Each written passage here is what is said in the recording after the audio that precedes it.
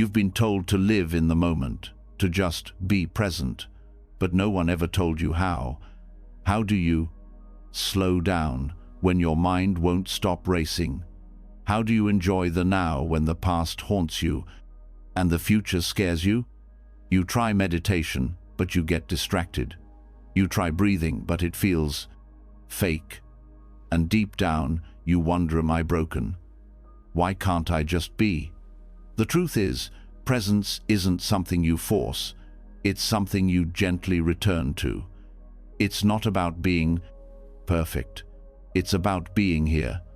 Here, in your body. Here, in this breath.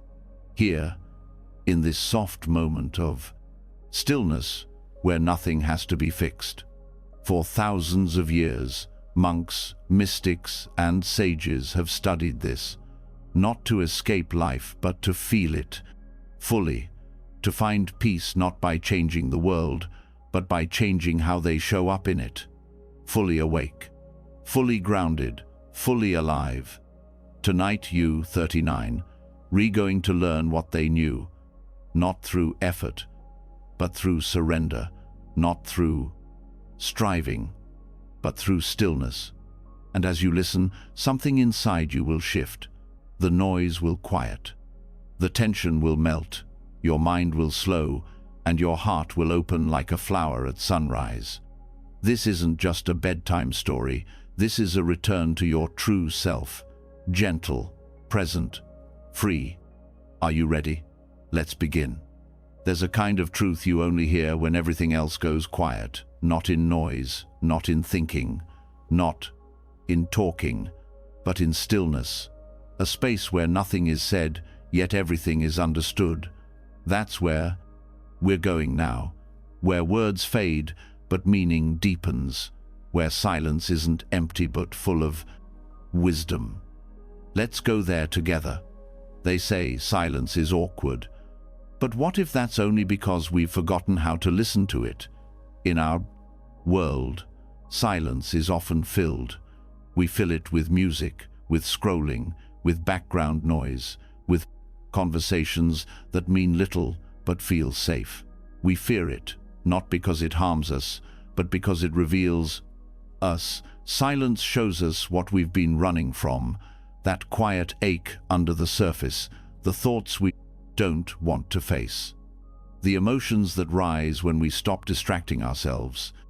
But in Buddhist practice, silence isn't something to escape. It's something to meet, to sit with, to bow to. Because silence isn't nothing. Silence is space, and space is where awareness breathes. In monasteries tucked deep in the forests of Thailand, in cold stone temples in Japan, in humble rooms. In Sri Lanka, you'll find monks sitting for hours, not moving, not speaking, not because they have nothing to say, but because they've discovered the power of not saying. This is not just about outer silence, it's about quieting the storms inside. There's a difference between being silent and being still. You can be silent and still be full of noise.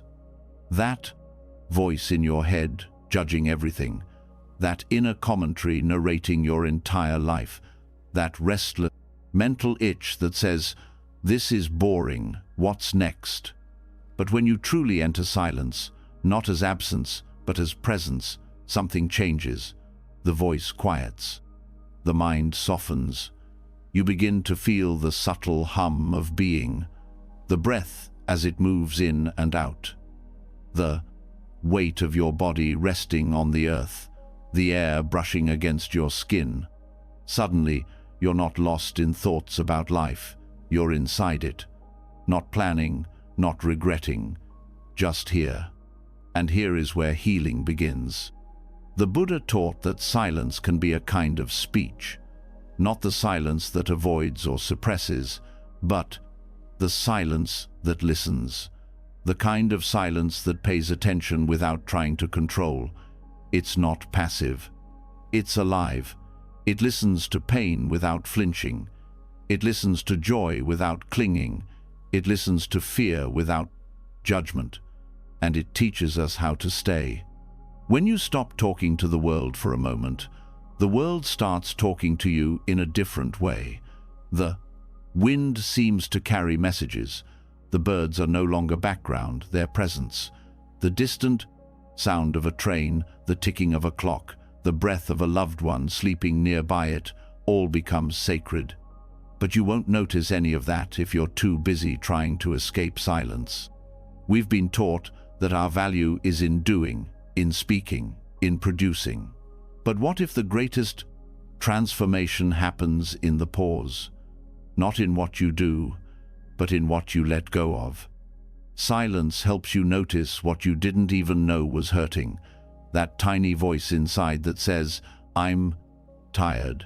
Not tired from work, tired from pretending, tired from constantly trying to be someone, to keep up, to prove something, to be enough. And in the quiet, you start to see that you were always enough. Even when you weren't achieving, even when no one was clapping, even when it was just you sitting there, breathing. In Zen, they call it beginner's mind, a way of seeing the world as if for the first time, noticing the steam from your tea, the warmth of your sweater, the way your chest rises gently with each breath.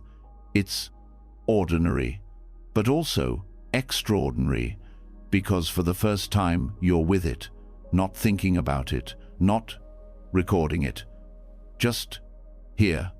This kind of silence is not about muting life, it's about hearing life more clearly, like turning down a loud radio so you can hear your own heartbeat.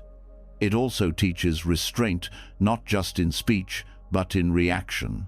When someone insults you and you don't speak, not out of fear, but out of clarity, you reclaim your power. When you pause before reacting, you create space for wisdom to rise. In that pause, you ask, is this helpful? Is this kind? Is this necessary? Sometimes silence is the most loving response. But silence can also feel lonely, can't it? Because in that space, you meet yourself without filters. The guilt, the grief, the longing, the memories you buried, they all float up in the quiet. And your first instinct may be to turn away.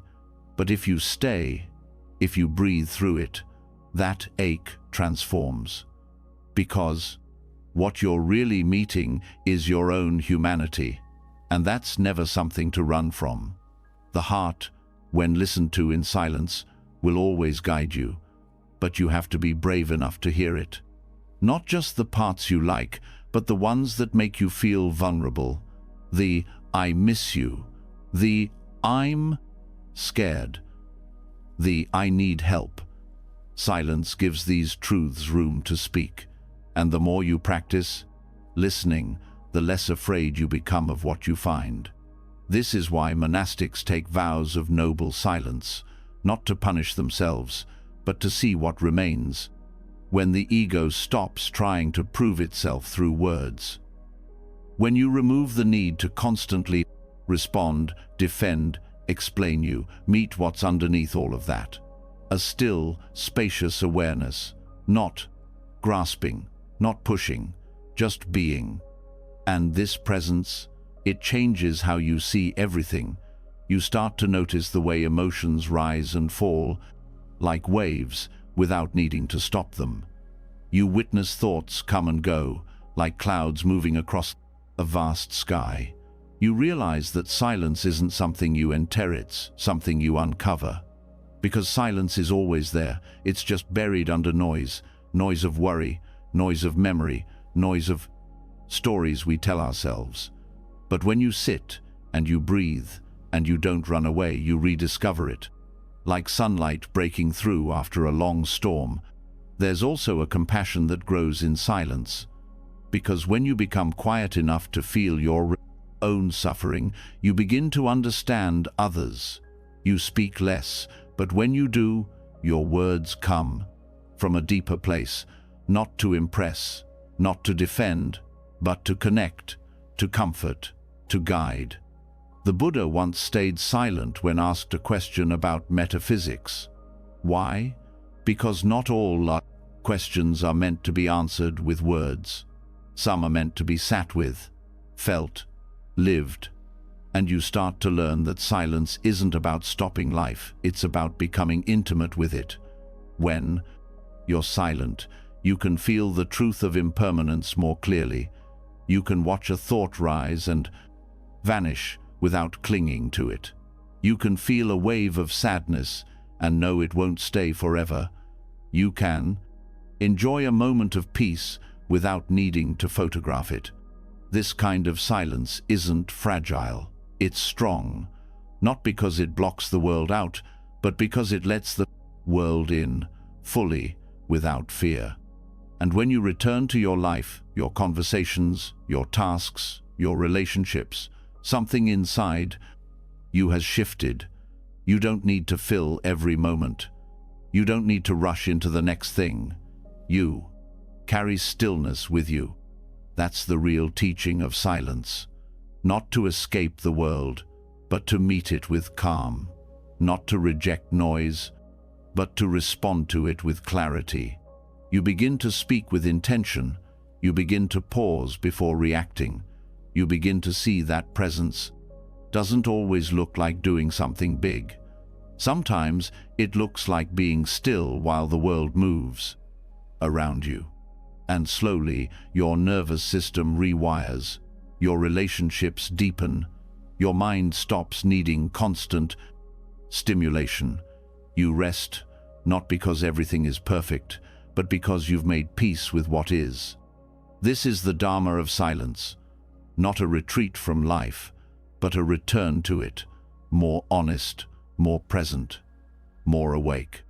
Now that you've felt it, this deep stillness, don't rush to fill the space. Let the silence linger. Let it echo. Let it teach you. And let it stay. And once silence has softened the noise inside, something even more subtle begins to rise. You start to feel the quiet rhythm underneath all things.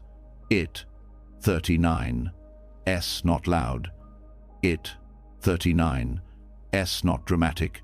It's the one thing that never leaves you, not in pain, not in joy, not even in sleep. The breath, it stays with you like a steady companion, whispering truths without saying a word. And when you learn to meet it, not control it, not analyze it, but simply meet it, your whole relationship to life begins to change, not through effort, but through awareness, through the tiniest shift of attention. That's where we begin now. Awareness doesn't need grand gestures. It doesn't ask for silence retreats or mountaintop moments. It lives in the small, in the subtle, in the way your chest lifts and falls when no one's watching, in the tiny pause between in-breath and out-breath. That's the space where presence waits, not the kind of presence you perform, but the kind you feel deep in your nervous system, the kind that lets you know, I'm here, I'm safe, I'm real. Most people wait for calm to arrive from the outside, for the right mood, the right space, the right day. But micro-awareness isn't about waiting, it's about noticing what's already here. One breath, not the whole hour, not the whole day, just one breath, and not even the whole breath, just a part of it. The coolness at the nose, the warmth as it leaves, the soft movement in your ribs. Each part carries its own lesson if you stay close enough to feel it. This is where things begin to shift. Because the mind is used to skipping over what feels simple, it wants to jump ahead, to label, to solve. But the breath isn't asking for that. It's only asking for you to stay, not forever, just long enough to truly know it, long enough to feel where it goes when you're sad, what it does when you're anxious, how it changes when you tell the truth, or when you hold something back. Micro-awareness is about meeting those changes with curiosity, without needing to fix them. It's not meditation in the formal sense. It's not sitting still for hours. It's the practice of tuning into the moment as it unfolds through the body, not the mind. Because the body tells you things the mind can't. It holds your story in breath patterns, in tension, in softness. You learn to read it by slowing down. And as you do, your perception sharpens. You start to feel where your breath catches when someone touches a painful subject, where your breath shortens when you feel exposed, where it deepens when you feel safe. That kind of awareness makes you more honest, not just with others, but with yourself. You can't lie to yourself when your breath is telling the truth. You can't hide in distraction when your body is calling you back. Micro-awareness brings you to this moment in full detail. It invites you to feel the weight of your clothes, the texture of air against your face, the subtle hum in your fingertips. These aren't details most people notice, but they're the fabric of your life. And when you live inside that fabric, things change. You eat slower. You listen better. You speak with more care. You stop needing to escape what is already rich. Most stress comes from leaving the moment, from resisting it, from needing it to be something else. But when you breathe with it fully, it doesn't need to change. You meet discomfort with openness. You let yourself feel tightness without running. You let joy be joy without clinging. It sounds simple, but it takes practice, attention, the kind that sees a single breath as enough. The beauty of this practice is how accessible it is. You don't need time. You don't need equipment. You don't need the right mood. You just need willingness. Willingness to stop for 5 seconds and feel one breath fully. Willingness to step into sensation instead of story. To follow the breath instead of the thought. And each time you do, your capacity to stay present grows. This isn't about perfection. You'll forget. You'll drift. You'll get caught in thought. But the moment you notice, that's awareness too. And that moment is powerful. It breaks the automatic loop. It brings choice back into the picture. That's how patterns begin to shift. Not all at once, but one breath at a time. With patience, with kindness, with presence. There is wisdom that only reveals itself in this kind of still attention. It doesn't come from reading, it comes from feeling. The breath becomes your teacher, showing you where you're open, where you're closed, where you're resisting, where you're trusting. And all of this happens without words, without analysis, just sensation and awareness held together. As this awareness deepens, your whole body becomes a field of practice. The breath moves in the belly, and you start to feel where fear lives. It rises in the chest, and you meet your vulnerability. It shifts at the throat, and you feel the words you haven't spoken. The ones stuck between yes and no, between truth and comfort. You don't have to force anything. You just breathe and notice. That noticing is not passive. It's the beginning of transformation. Because when you feel your patterns, you stop being ruled by them. You don't fight them. You don't argue. You understand them. You hold space for them. And from that space, something softer emerges. A choice, a new response, a fresh breath. What used to be background becomes foreground. What used to be ignored becomes sacred. The way your fingers twitch, the way your spine shifts, the way your toes grip the floor when you're tense, all of it matters. Not because it's dramatic, but because it's real. And when you start valuing what's real, even the mundane becomes meaningful. You start to see how nothing is truly small. One breath can show you your entire inner world. One sensation can reveal an old memory. One pause can save you from saying something you'll regret. That's the power of micro-awareness. It turns ordinary moments into teachers. It turns discomfort into wisdom. It turns presence into a way of life. And life, as it turns out, happens mostly in the small, not in the breakthroughs, not in the highlights, but in the unnoticed moments between. That's where your nervous system finds safety. That's where your heart learns to open. That's where your soul feels seen, not because anyone is watching, but because you are. This attention doesn't require effort.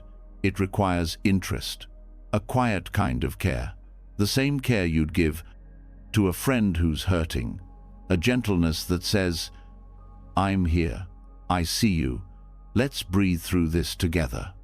Over time, this becomes your new normal. You start catching yourself mid-reactivity, you feel anger rising, and you breathe with it instead of lashing out. You feel anxiety surge, and you stay with the body instead of fleeing into thought. You notice tension before it becomes pain. You meet restlessness before it becomes burnout. And something even deeper starts to grow: trust. Not the kind built on outcomes, the kind built on knowing you can be with yourself no matter what, that you don't need to fix everything right now, that you can feel your way through it, that you can stay. From this place, your relationships shift too. You stop talking over people. You feel their breath, their pauses, their unspoken words. You hold space not just for their voice, but for their presence. And they feel that. People know when you're really there, when you're not waiting to speak, when you're listening with your whole body. This is what micro-awareness teaches you, not just how to breathe, but how to live, how to show up, how to feel fully, without needing to escape, without needing to dramatize, just to be with all of it. That one breath, the one you're taking, no, it's not separate from enlightenment. It's not a warm-up. It's not a preparation. It's the doorway itself. And you don't have to force yourself through it. You just have to notice it. One breath, one sensation, one moment at a time. And when you do, something subtle changes. Life doesn't become easier, but it becomes clearer. You stop reaching for clarity out there. You start sensing it in here. The answers stop shouting. They start whispering. And the whisper is enough. So the next time the world feels too loud, too fast, too much, don't try to solve everything. Don't try to fix the future. Come back to what never left. The quiet rhythm of life itself. The breath. Stay there. Feel to it. Trust it. Because presence isn't built in one leap. It's built in thousands of tiny moments you didn't rush past. Thousands of breaths you chose to meet. Thousands of seconds you decided were worth your full attention. That's the power of micro-awareness. It teaches you to fall in love with now, not the idea of now, but the felt experience of it, fully, gently, deeply, without needing more, because this breath, this one is already enough. And once the breath becomes familiar, once you can rest your full attention inside a single inhale, what comes next isn't effort, it's spaciousness. There's a natural opening, a quiet shift where awareness begins to stretch wider than the body. Thoughts slow, edges blur, and something strange happens. You stop being tracked by minutes. You stop being pulled by the idea of time. Awareness begins to float in something softer, where the past no longer presses and the future no longer pulls. There's still movement, But it's not rushed, not counted, not measured. It's just now, alive, whole, and untouched by the clock. What most people call time is not what you feel. It's a mental overlay, a system of counting, of sequencing, a way the mind organizes experience to make sense of change. But awareness doesn't operate through numbers. It doesn't divide now into categories. It doesn't count breaths. It doesn't label years. It simply sees. It simply knows. The direct experience of this moment doesn't ask how old you are, what hour it is, or what you have to do next. It just unfolds, effortlessly, without division. This kind of presence is available to anyone, but it takes a shifter, gentle untangling from the thought patterns that grip chronological time. Because time, as we usually live it, isn't neutral. It rushes us, pressures us. It defines identity, success, regret, expectation. We become attached to timelines, to deadlines, to storylines, and slowly we forget how to just be. We start measuring everything: how far we've come, how far we have to go, whether we're ahead or behind. But who is measuring, and against what? Buddhist psychology invites you to step outside of that system, not to deny time's function, but to stop mistaking it for reality. Time is useful, it helps organize, but it's not who you are, it's not where you live. Awareness exists before the clock, beyond the calendar. It doesn't need markers to know presence. The practice, then, is not to fight time, but to stop clinging to it, to stop anchoring identity to what happened, or what might happen, to loosen the mental fixation on sequence and return to direct experience. One technique is to notice how often your thoughts refer to time. In ordinary moments, the mind runs forward and backward, rehearsing, remembering, anticipating, comparing. But these are all mental projections. The body doesn't live in them. The breath doesn't follow them. And neither does your deepest awareness. So, when you catch the mind replaying an old conversation or preparing the next task, don't try to stop it. Just recognize it as movement in the mind, not the truth of the moment. Then, shift. Drop back into sensation, into contact, into presence. Another way to soften time's grip is to explore your relationship with the past. Most attachment to time comes from unfinished narratives, stories we tell ourselves, things we wish had gone differently, mistakes, loss, identity frozen in memory. But memories are not facts, they are reconstructions. They're shaped by mood, by belief, by repetition, and the past only enters now when you bring it. You can honor your history without living in it. You can acknowledge pain without keeping it active. When you sit in silence, you start to see how many layers of past echo through your thoughts. Even preferences are conditioned, even reactions are rehearsed.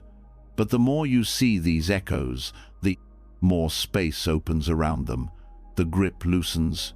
You realize that you're not just the sum of your past choices. You're the awareness seeing it all unfold right now. And that awareness, it's not bound by time.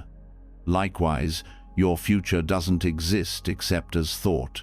Planning has its place, but obsession with what's next creates constant tension. The mind plays endless simulations. What if? Then what? After that? But none of them are real. They're shadows, projections, and each time you chase one, you leave the clarity of now. So the practice becomes returning, over and over, to the body, to the breath, to the sound around you, to the contact of feet on the floor, hands on your lap, heartbeat in your chest. None of that needs time. You can also work with language. Start noticing how much of your speech is time-based. Later, soon, before, when I was, once I get. These phrases organize reality around imagined points. But you can shift that. Instead of saying, I'll be okay when, notice what is okay now. Instead of, I used to be happier, ask what happiness feels like in this moment. Words shape experience, and loosening time. Bound language helps loosen time-bound thinking. Physical practices help too. Slow walking, breathing with attention, tasting food without rushing. When you move slowly, the body reclaims rhythm from the clock. You stop measuring moments and start sensing them. You start to feel duration not as a number but as richness. A full inhale, a long gaze, a silent pause. These moments stretch open. They're not timed, they're lived. This presence changes your sense of age. People carry timelines of who they're supposed to be by a certain point, where they should be, what they should have. But those timelines are social, not spiritual. They are narratives created by culture, not by truth. The truth is, no one is behind. No one is ahead. Everyone is exactly where they are, one breath at a time.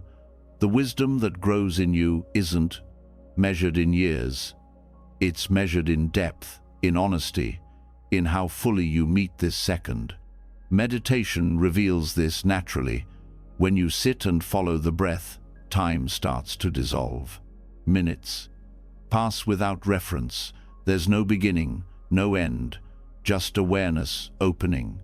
You begin to feel space, not as emptiness but as fullness, not as a void but as presence without boundary.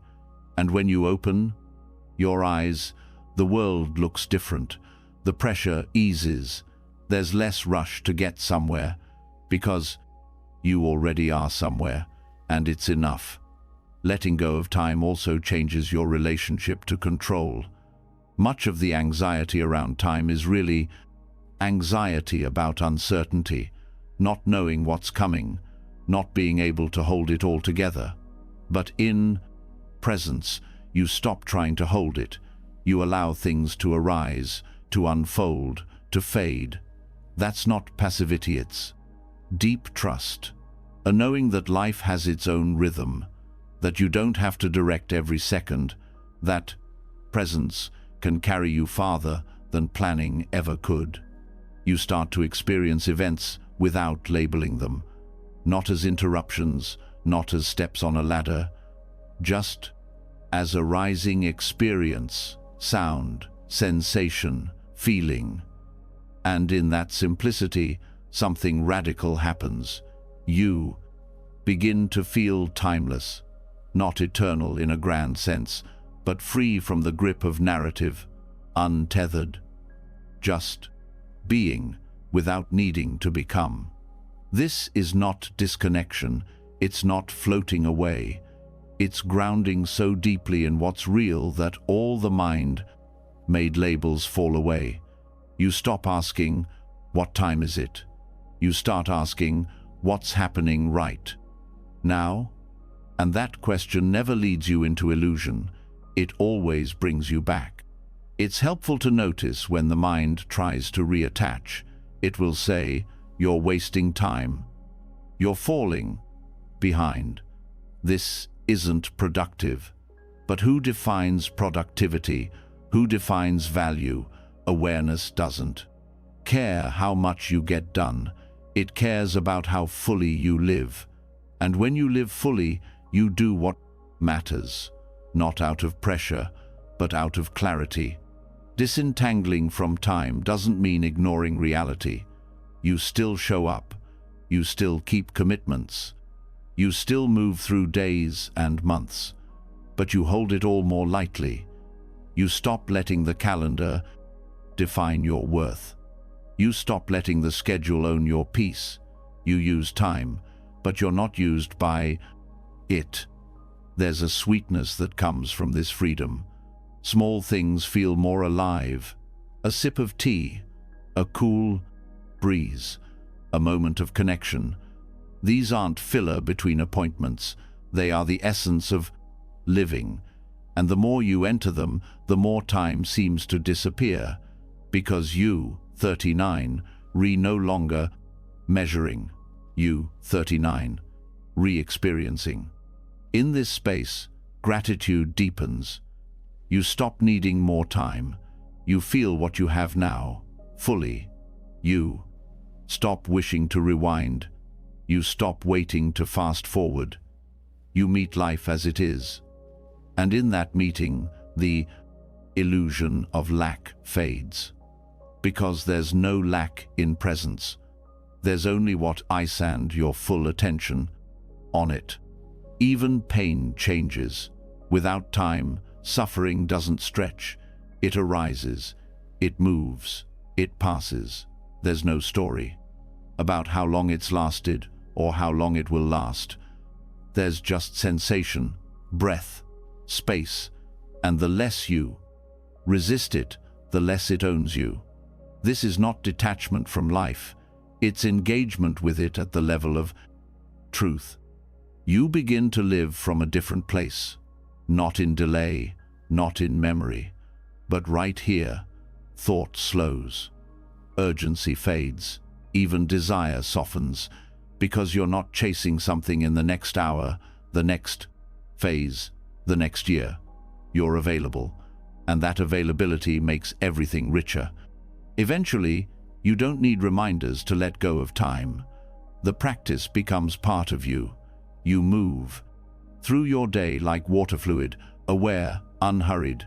You still get things done, but you're not rushed. You're not grasping. You're not missing your life. Because your life is not in the future, and it's not in the past. It's not in clocks or calendars. It's not in to-do lists. It's here, right now, in this breath, in this sound, in this heartbeat. Nothing needs to be different. You let go of the timeline, and you reclaim your presence, fully, quietly, completely. And in doing so, you find the one thing you were searching for all along. Not more time, but freedom from it. And once you no longer live through the clockants, you've stopped organizing your sense of self around minutes, years, and imagined deadlines. Something deeper begins to call you. The breath is still here. The body still moves. Awareness continues to track sensation, but now a new question starts to form, quietly but persistently. Who is it that knows this moment? Who is aware of the breath? Who is seeing this body move, hearing these thoughts arise, feeling these emotions flow? There's breathing, yes, but who notices it? Who sees the noticing? This question isn't meant to be answered with words. It's not asking for a name, a label, a conclusion. It's asking for presence so direct, so intimate, that it sees through all roles. It points you toward the very root of awareness, beyond personality, beyond memory, beyond identity. It invites you not just to be present, but to look directly at what presence is, not as a concept, but as experience, unfiltered, unowned, undivided. In the beginning, awareness feels like something you do, a skill, a practice. You focus, you return, you observe. But over time, something shifts. You begin to sense that awareness is not something you create. It's something that's always been there. Even before you started paying attention, awareness was present, watching, holding, quietly allowing every experience to rise and pass. The thoughts, the breath, the sounds, the emotions, they all come and go. But what remains? What doesn't change? This is where deeper insight begins. Not just seeing thoughts, but questioning the one who sees them. Not just feeling presence, but turning attention back onto itself, there's a natural curiosity that arises. Here, a gentle wondering that cuts through surface-level awareness. When the breath flows in, and you know it who is knowing. When a thought appears, and you notice it, what is that which notices? You may be tempted to say me, or I, or the mind. But those are labels, pointers. They don't explain the experience. They describe it after the fact. The truth is, when you look directly at the observer, there's nothing solid to find. No shape, no boundary, just knowing, just awareness. Itself clear, open, still. It sees without effort. It doesn't push or pull. It's not distracted. It doesn't have a story. And this discovery changes something fundamental. You realize that you don't need to identify with the flow of experience, because you are not the thoughts, you are not the breath, you are not even the body. You are the space in which all of that appears, not outside of it, not separate from it, but not limited by it either. This is not a philosophical idea. It's a shift in perception, a shift that can only happen when you become quiet enough, steady enough to look, when you stop chasing clarity and just rest in the seeing. The sense of I begins to thin, not disappear in fear, but dissolve into something wider, more open, more inclusive. At first, this may feel disorienting. The mind is used to being the center. It wants to name, claim, and explain. But when you look for a fixed self within awareness, it's never there. You find thoughts, yes, feelings, memories, sensations, but no single thing you can point to and say, this is me. Everything you find is changing, and what is changing cannot be the one who sees the change. So then, what are you? The answer doesn't come in language. It comes in stillness, in resting as the witness itself, not looking for an answer, but staying with the looking. And in that looking, a deep peace begins to rise. Because you're no longer caught in content. You're resting in context. You're not the river. You're the open space in which the river flows. This isn't detachment. It's intimacy. You feel more fully. You see more clearly. But you don't cling to what arises. You don't resist what fades. Because you know it's all movement, all change, all appearing in something that is not moving, and that something is your true nature. This insight can be explored through direct inquiry. You sit, you breathe, you notice the flow of experience. Then gently you ask, who is it that knows this breath? You don't look for an answer. You look for the feel of that knowing. You stay with it, again and again. Each time a thought arises, you ask, who is watching this thought? Not to analyze, but to return, to remember. What begins to reveal itself is a field of presence that holds everything without being touched by anything. It's not a blankness. It's alive, vibrant. But it doesn't grasp. It doesn't react. It simply knows. And it doesn't belong to anyone. It's not yours. It's not separate. It just is. This realization brings profound relief, because so much of human suffering comes from the illusion of being a separate self, a thinker, a doer, a struggler, isolated and trying to hold life together. But when you see through that illusion, something softens. The struggle loses its grip. You stop trying to fix every moment. You stop needing to be someone. You just are. And from that place, compassion deepens, not as a practice, but as a natural expression. When the sense of separateness dissolves, the need to defend dissolves too. You see others not as them, but as extensions of the same awareness, not conceptually, viscerally. The boundary fades. What hurts them touches you. What frees them lifts you. This experience isn't constant. The mind comes back. The story returns. But now you know. You've touched the source.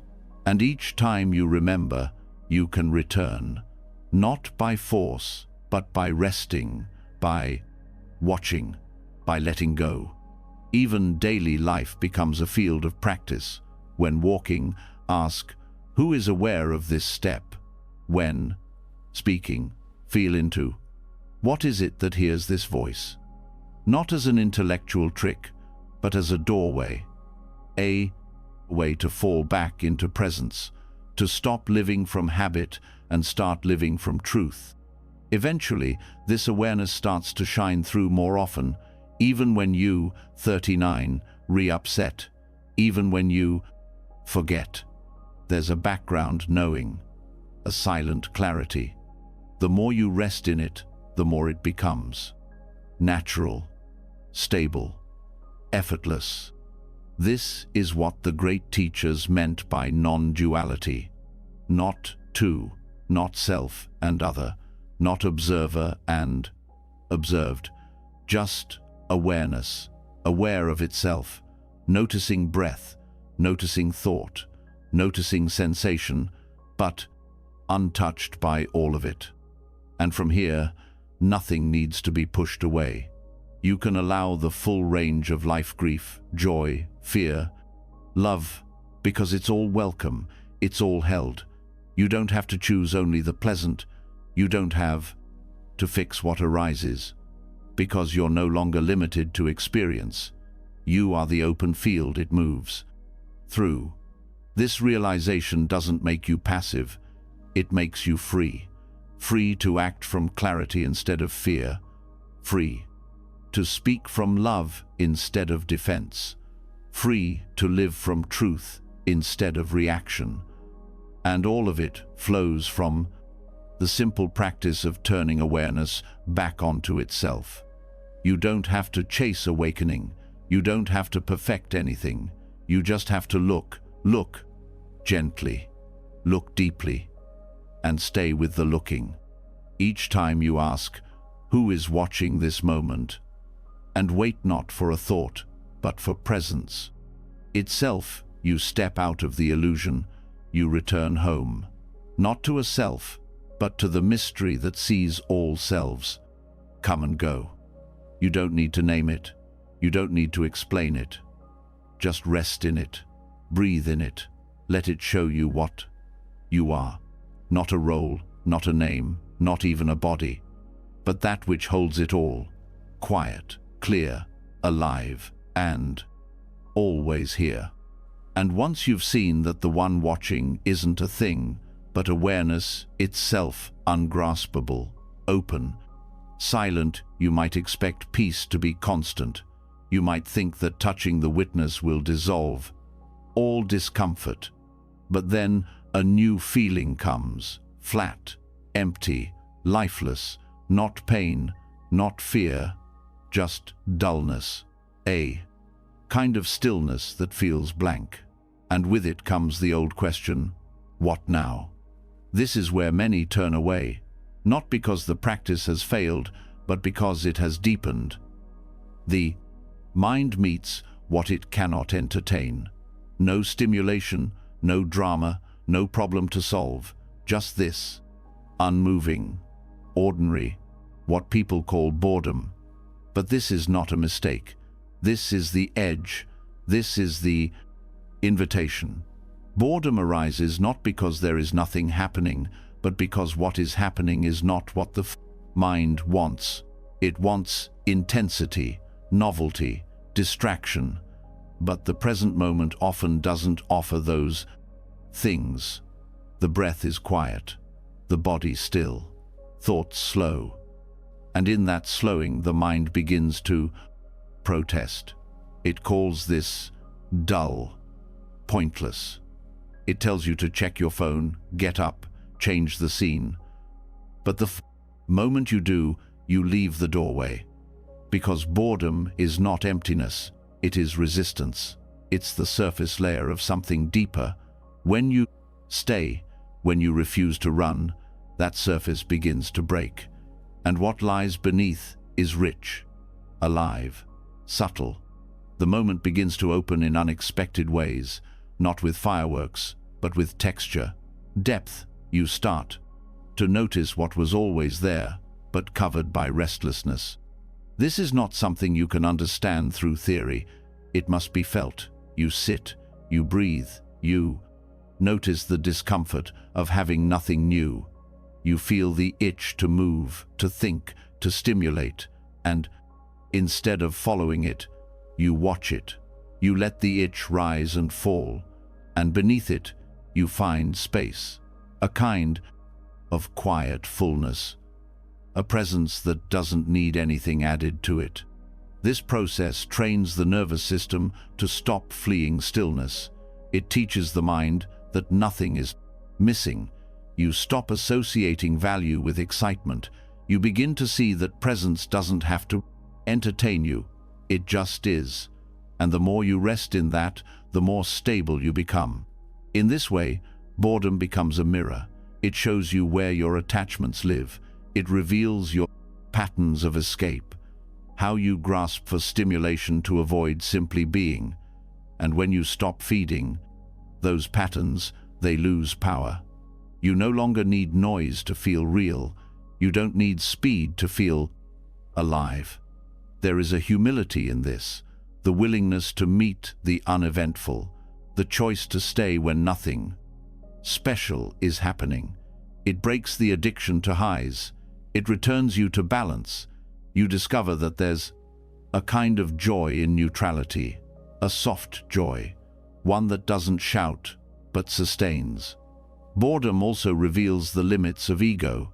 The ego thrives on doing, proving, becoming. But when you rest in stillness, there's nothing for the ego to grasp, no progress to measure, no image to polish, just presence. And that presence doesn't care what the ego wants. It asks for nothing. It waits.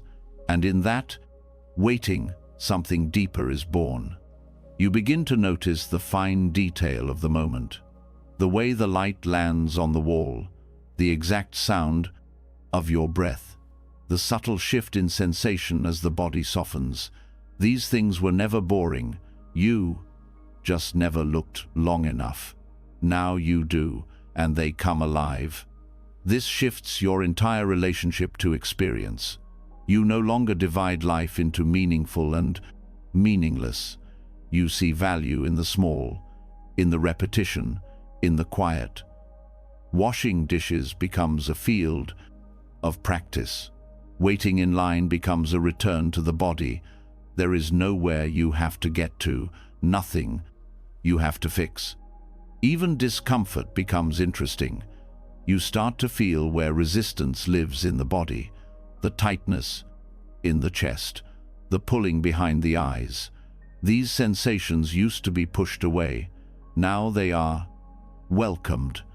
You observe them with care. You breathe with them, and they shift not because you force them, but because you no longer avoid them. This is maturity, not avoiding what's dull, not needing every moment to be captivating, but staying, feeling, noticing. You start to trust life again, not as a concept, as a felt experience. You don't need to plan each second. You can let the moment unfold. You can meet what is here. This practice also changes how you relate to others. You stop needing people to entertain you. You stop seeking intensity in every connection. You learn to be with someone in silence, to listen without rushing, to share space without filling it. And in that shared stillness, intimacy deepens. You also become more creative. When the mind stops chasing stimulation, it begins to open. Insight arises from spaciousness. Clarity grows from simplicity. Ideas flow not because you push, but because you rest. Boredom becomes a reset, a clearing, a place where the next step becomes visible. In this state, the heart softens too. It no longer resists the moment. It no longer judges quiet as failure. It feels safe in stillness. And that safety spreads. It becomes your baseline. Not because you've figured everything out, but because you've stopped running. And the running was the source of suffering. You don't need to chase what's already here. You don't need to fill every gap. You start to see the gaps as sacred, the pause between words, the silence between thoughts, the empty space in a room. These are not empty. They are full of potential, full of presence, full of being. Boredom taught you that. It showed you where your fear lives. It showed you how much you grasp. It showed you how easily you leave yourself. But it also showed you how to stay, how to breathe through nothingness, how to find fullness in the quiet. And when you can do that, you are free. Because you no longer need life to perform for you. You no longer depend on outer movement for inner connection. You have touched the source, the still point, the place within you that is always enough. This doesn't mean you reject pleasure or excitement. It means you're no longer enslaved by them. You can enjoy them, but you don't need them to feel whole. You don't fear their absence. You've found something steadier, something quieter, something unshakable. And this, in truth, is the beginning of awakening. Not because you reached a peak experience, but because you stopped needing one. Not because you discovered something new, but because you stopped running from what was already here. Boredom, once feared, became your ally, your teacher, the gateway to a deeper life. A life lived from presence, a life lived from enoughness, a life not built on the highs but held by the tuple, quiet. This is where freedom begins. In the moment you stop trying to make it more, and instead allow it, just as it is, quiet, simple, alive, and entirely enough. And when you no longer run from quiet, when stillness feels like home instead of absence, your awareness becomes sharper, less distracted, more available. What used to feel dull now feels alive. The body, once seen as background, becomes a field of deep discovery. Sensations are no longer boring. They become language.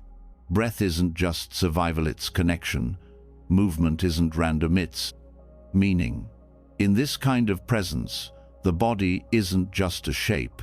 It's the meeting point between the seen and the unseen. The body is no longer just yours. It's the earth, it's water, it's fire, it's air, it's space. Everything you touch, everything you feel, starts to speak through these elements. The body becomes a temple, not because of appearance, but because of awareness. To experience the body as the five elements is not a poetic metaphor. It's a practice that brings your attention directly into the reality of form, not just through the senses, but through the subtle understanding that all things arise from the same base elements. When you stop reducing the body to identity or appearance, you start to meet it as a process, a changing and breathing field of nature. You see that you are not separate from the wind that moves trees, the water that fills oceans, the fire that warms the sun, the ground beneath your feet, or the vastness that holds it all. The element of earth shows itself as solidity, the weight in your bones, the strength of your spine, the firmness of your muscles. It's what holds you upright when everything else feels unstable. When you bring awareness to the sensation of sitting or lying down, you feel this earth quality stable, grounded, unmoving. You notice the points where your body touches the floor or the chair. You feel into the density of the physical form, the way it supports you without effort. Practicing with earth is learning to root your awareness in the present by resting in physical stability. You realize that even when the mind moves, the ground holds you. Water reveals itself through fluidity, blood moving through veins, saliva moistening the mouth, tears rising and falling, sweat forming on the skin. Inside the body, water moves without pause. It lubricates, carries, cools, and connects. When you pay attention to the feeling of fluidity, whether in the breath, in movement, or in emotion, you begin to trust the flow of experience.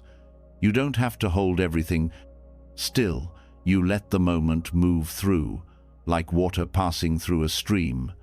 When emotion rises, you feel it as movement, not as identity. It's not, "I am sad."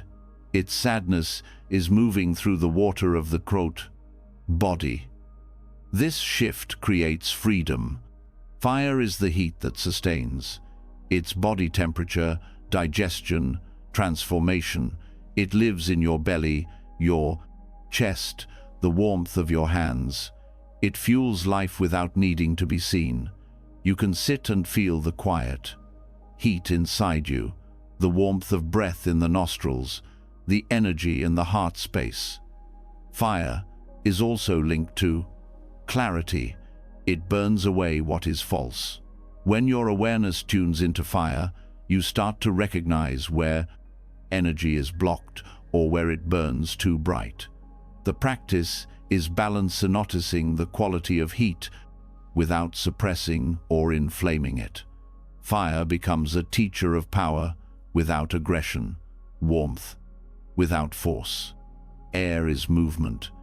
In the breath, in the expansion of the lungs, in the beating of the heart.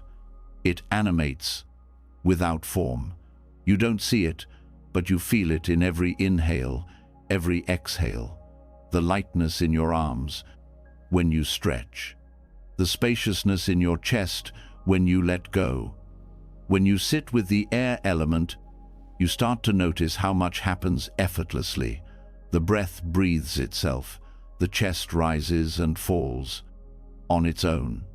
You learn to trust life's rhythms. You let air teach you how to be carried without control. It shows you that lightness doesn't mean detachment. It means presence without weight. Then there is space, often the most overlooked. It's not what you feel, it's what holds everything you feel. It's the gap between thoughts, the openness inside the joints, the quiet between sounds. Without space, nothing else could arise. When you practice with space, you tune into the places where nothing is happening, and yet everything is possible. Space is not absence, it's potential. It allows the body to move, the breath to flow, the mind to rest. When you meditate on space, you start to see how it surrounds and permeates everything. The body is not separate from the space it moves through, it's shaped by it. When all 5 elements are seen clearly, you no longer feel solid in the way you used to. You don't hold on so tightly to the idea of being one thing, one body, one identity. You feel the changing nature of form, how the body is not a fixed object, but a dance of elements, rising, passing, shifting, blending. This brings a kind of softness.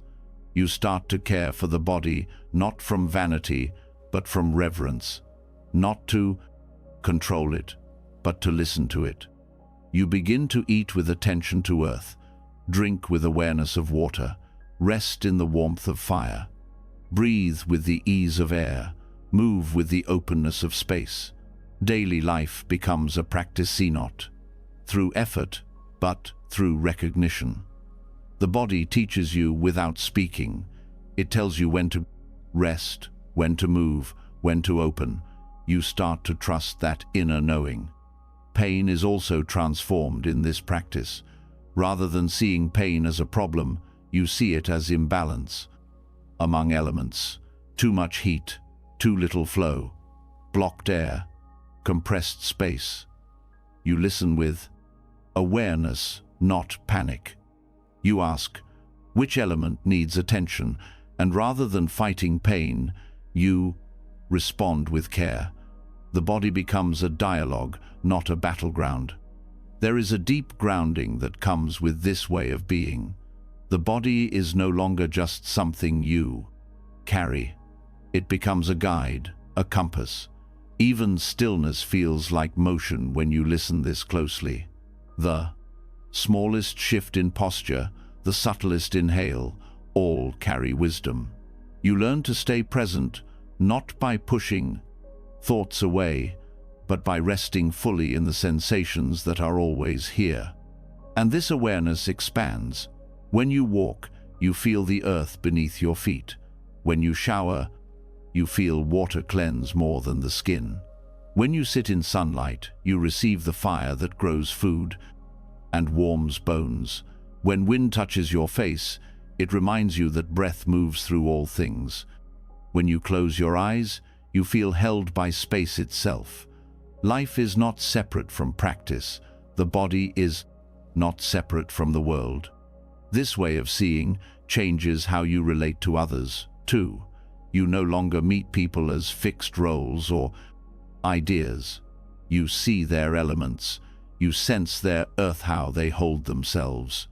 Their water, how emotion moves in their voice. Their fire, the energy behind their eyes. Their air, the rhythm of their breath. Their space, the presence they offer, the silence they hold. Every encounter becomes richer. Less about control, more about communion. And the more you live in this elemental awareness, the less fear holds you. Fear often comes from the illusion that you are small, alone, solid, and separate.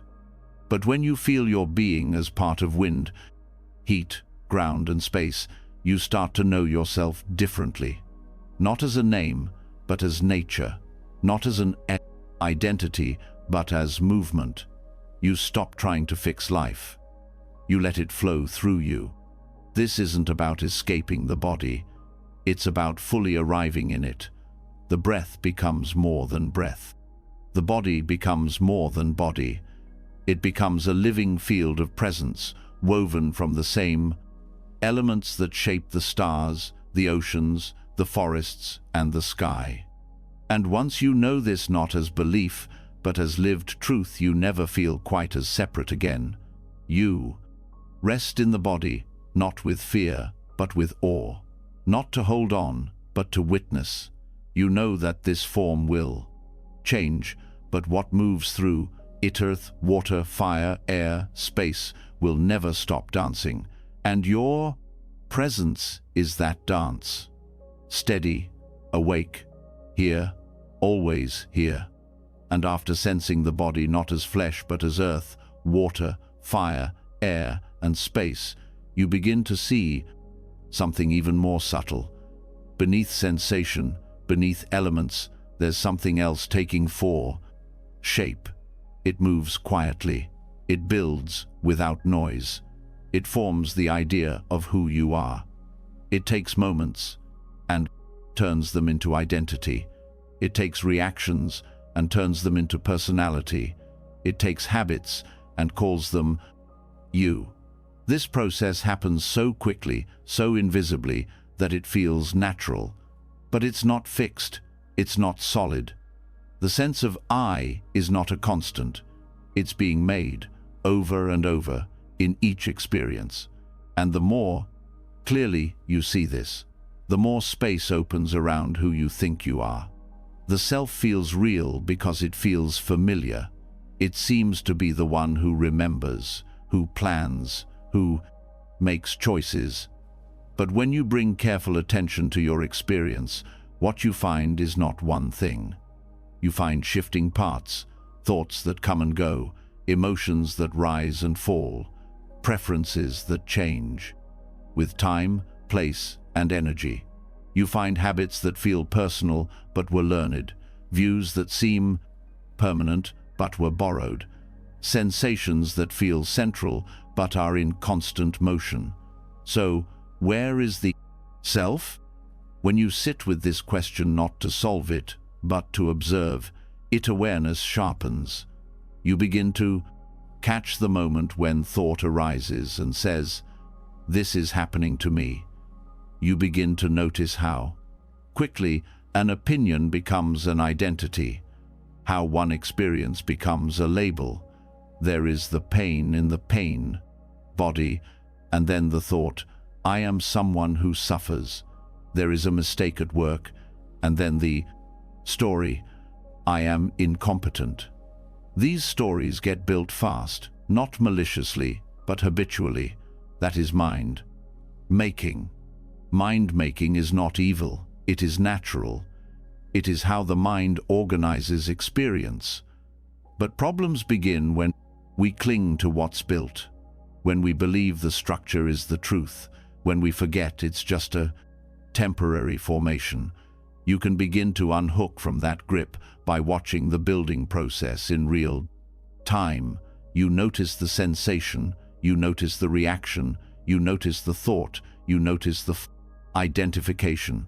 And somewhere in that chain, you interrupt the momentum. You don't stop the mind, but you see it more clearly.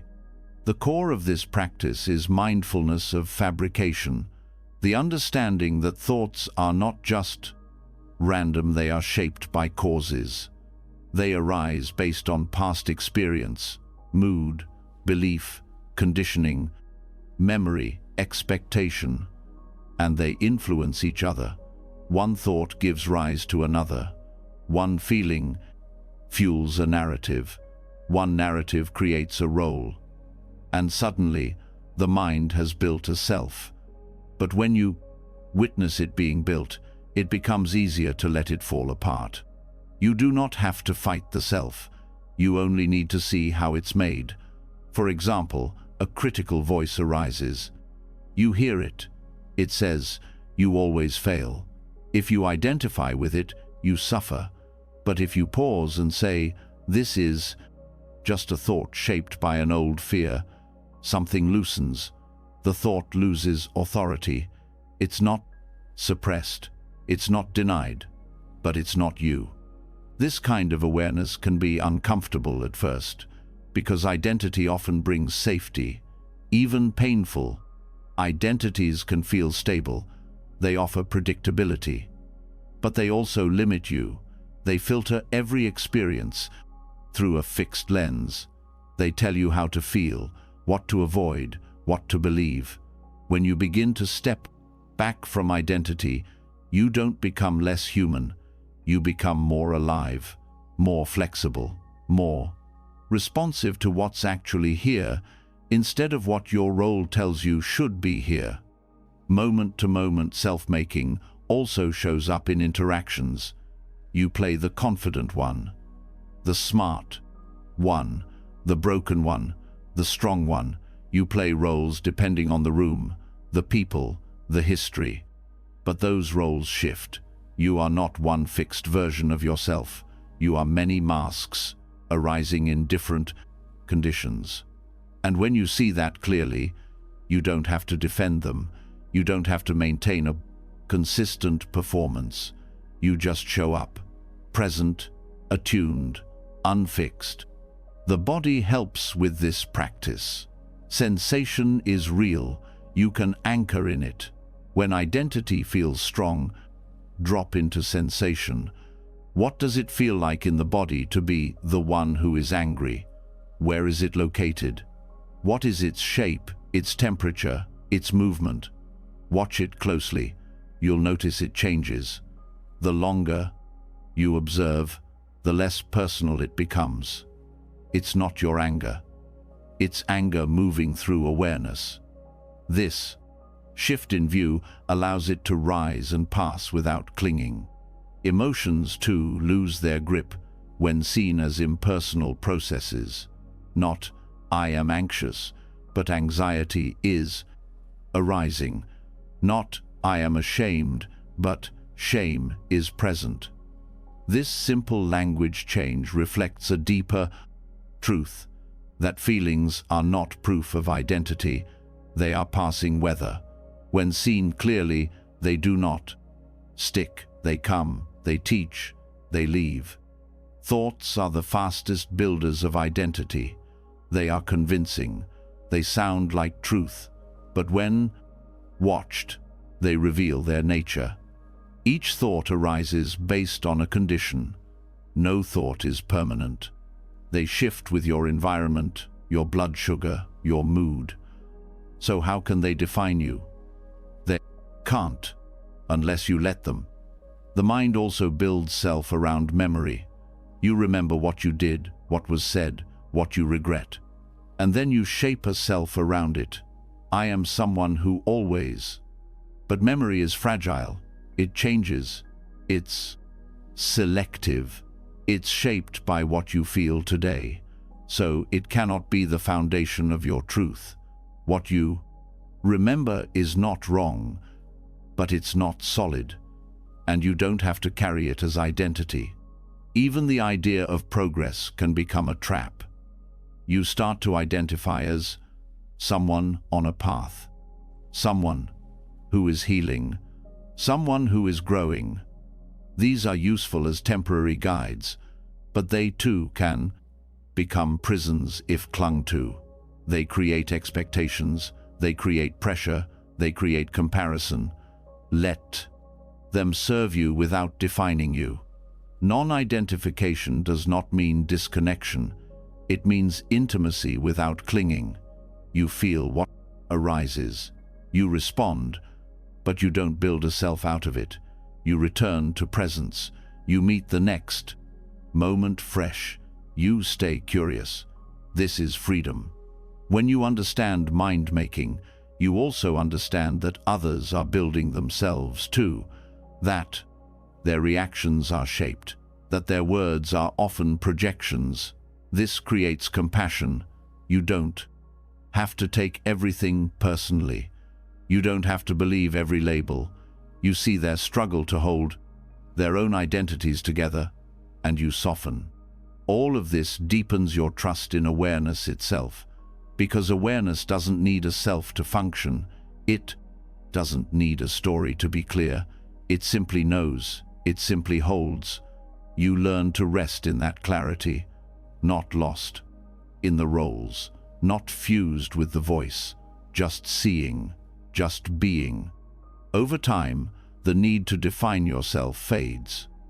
You stop needing to be seen in a certain way. You stop chasing consistency. You allow change. You allow contradiction. You allow newness. This doesn't make you confused. It makes you whole. You begin to live from presence, not personality. You speak with less defense. You act with more sincerity. You respond instead of reacting. And when old identities arise, you see them as habits, not as truths. You thank them for their service, and you return to what is real now. This practice doesn't make you disappear. It reveals what's always been underneath the performance. A quiet awareness, a steady openness, a presence that does not need to prove itself, that does not need to be one thing, that is not limited by any story. In this presence, you find ease, because you no longer have to hold anything together. You don't need to be someone. You don't need to fix your image. You just need to be here, awake, attentive, alive. And here, in this simple knowing, you are not less. You are more than any name, any thought, any history. You are not the one who watches. You are the watching itself. Clear, unmade, unbroken, and completely free. And once you've seen that the self is not a fixed thing, that it is shaped by moments and dissolved by awareness, what rises next is a quiet responsibility, not from fear, not from guilt, but from clarity. If there is no solid self, then each moment becomes a choice, not about becoming someone, but about how you meet what's here, how you act when no one is watching, how you respond when the moment is too small to be seen. These tiny movements matter, not because they build identity, but because they ripple. Each choice is a seed. Each thought, each word, each pause plants something in your inner world. And over time, these seeds become your life. This is karma, not in a distant, dramatic sense, but in its most immediate and intimate form. Karma as cause and effect, as attention and outcome, as subtle shaping. It's not reserved for the big decisions. It's happening in the smallest gestures, the glance you give when annoyed, the tone you use when you're tired, the honesty in your response when the truth is inconvenient. These moments build momentum. They create patterns. They shape how the next moment feels. Most people think of karma as something that happens to them, but in truth, karma is something we are always creating, not through one grand act, but through countless unnoticed moments. The way you answer a stranger, whether you return a message, whether you interrupt, whether you listen, these choices seem small, but they leave impressions on your mind, on your heart, on your nervous system. The more present you are, the more visible this becomes. Awareness sharpens your ability to feel consequence. You notice the heaviness that comes after speaking from irritation. You sense the peace that follows a kind word. These effects don't wait years to return. They show up in your body, in your energy, in your sleep, in your breath. Karma isn't distant, it's immediate. Presence also makes you sensitive to intention. The same action can carry very different karmic weight, depending on what fuels it. You can speak kindly to manipulate, or from care. You can give out of guilt, or out of generosity. You can be silent to punish, or to hold space. Awareness shows you the difference. It helps you see where your actions are clean and where they are tangled. This clarity begins in the mind. Every decision starts as a thought, and thoughts are shaped by attention. What you dwell on matters. The stories you repeat matter. If you habitually judge, that judgment becomes your lens. If you habitually soften, that softness becomes your posture. So the first ethical choice is often internal.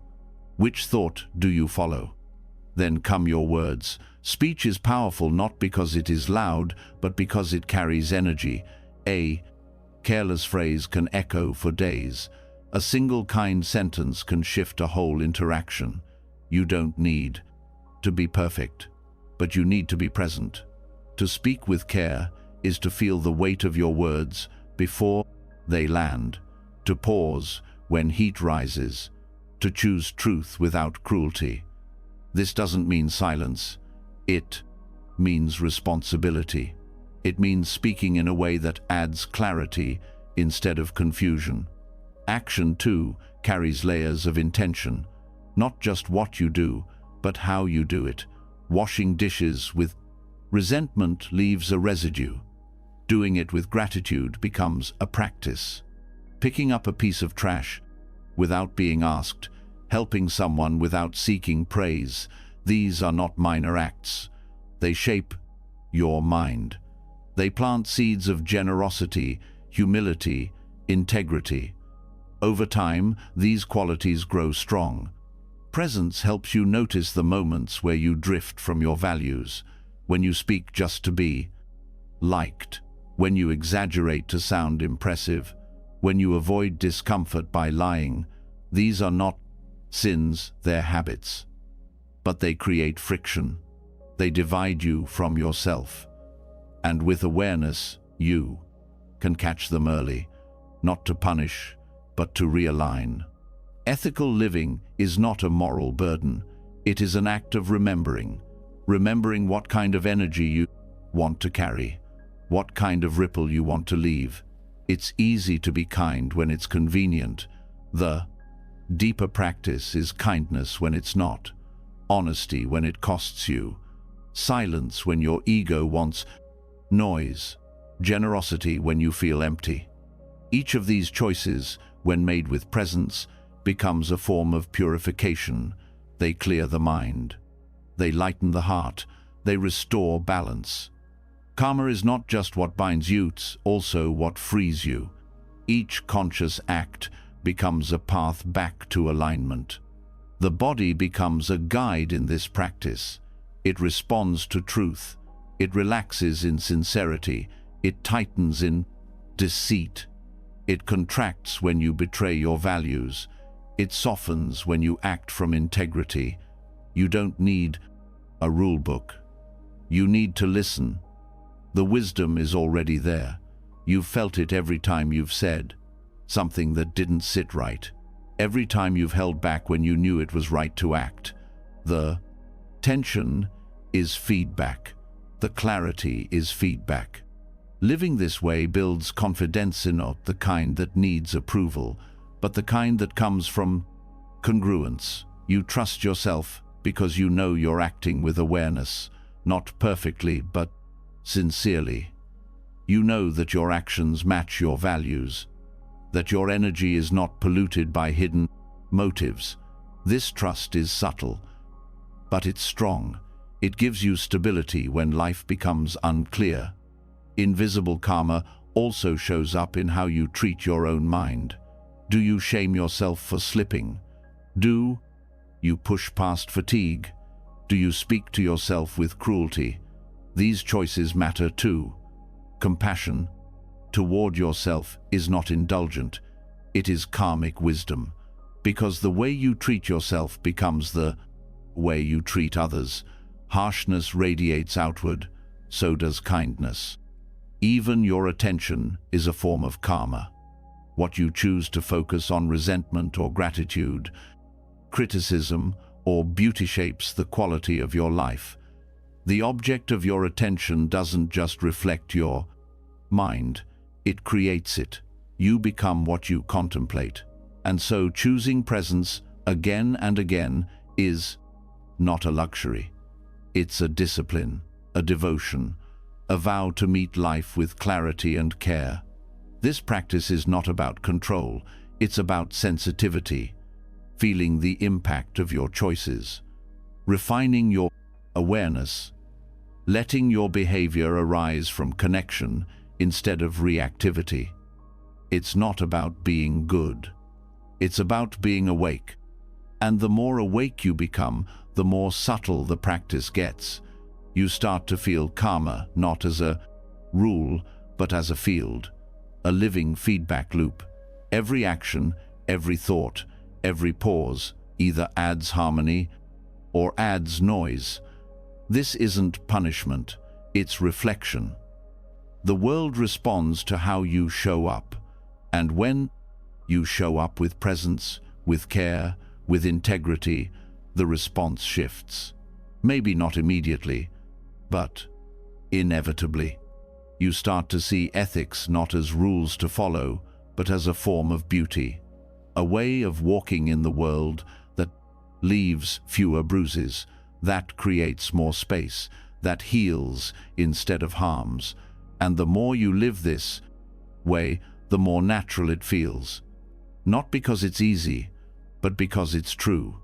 You begin to value the small, the moments where no one's watching, the decisions that seem to carry no weight. You know now that these are the real practice, that how you act when it doesn't matter is what shapes who you become when it does. Presence sharpens this sensitivity. It makes the invisible visible. It lets you feel the consequence of your inner world. Not to judge, but to learn. Not to freeze, but to choose with more care. This is how you shape your path, not by waiting for the big moment, but by meeting each small one with intention, each gesture with clarity, each breath with attention. This is how invisible karma becomes a visible life, one grounded in presence, one guided by care, One, built not on noise, but on the quiet power of conscious choice.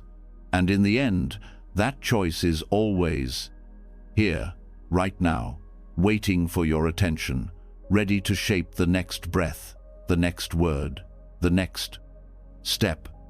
And after learning how the smallest choices carry quiet weight, how each unnoticed act shapes the probabilities, tone of your life, you begin to see something even more subtle. It's not just what you say or do that matters. It's when you choose to pay attention, not just in the middle of something, but in the space before and after, not just during the event, but in the moments that surround it. These in-between spaces are easy to miss, but they're where most of life actually happens. They're not destinations. They're crossings, shifts, thresholds. They don't ask for effort. They ask for awareness.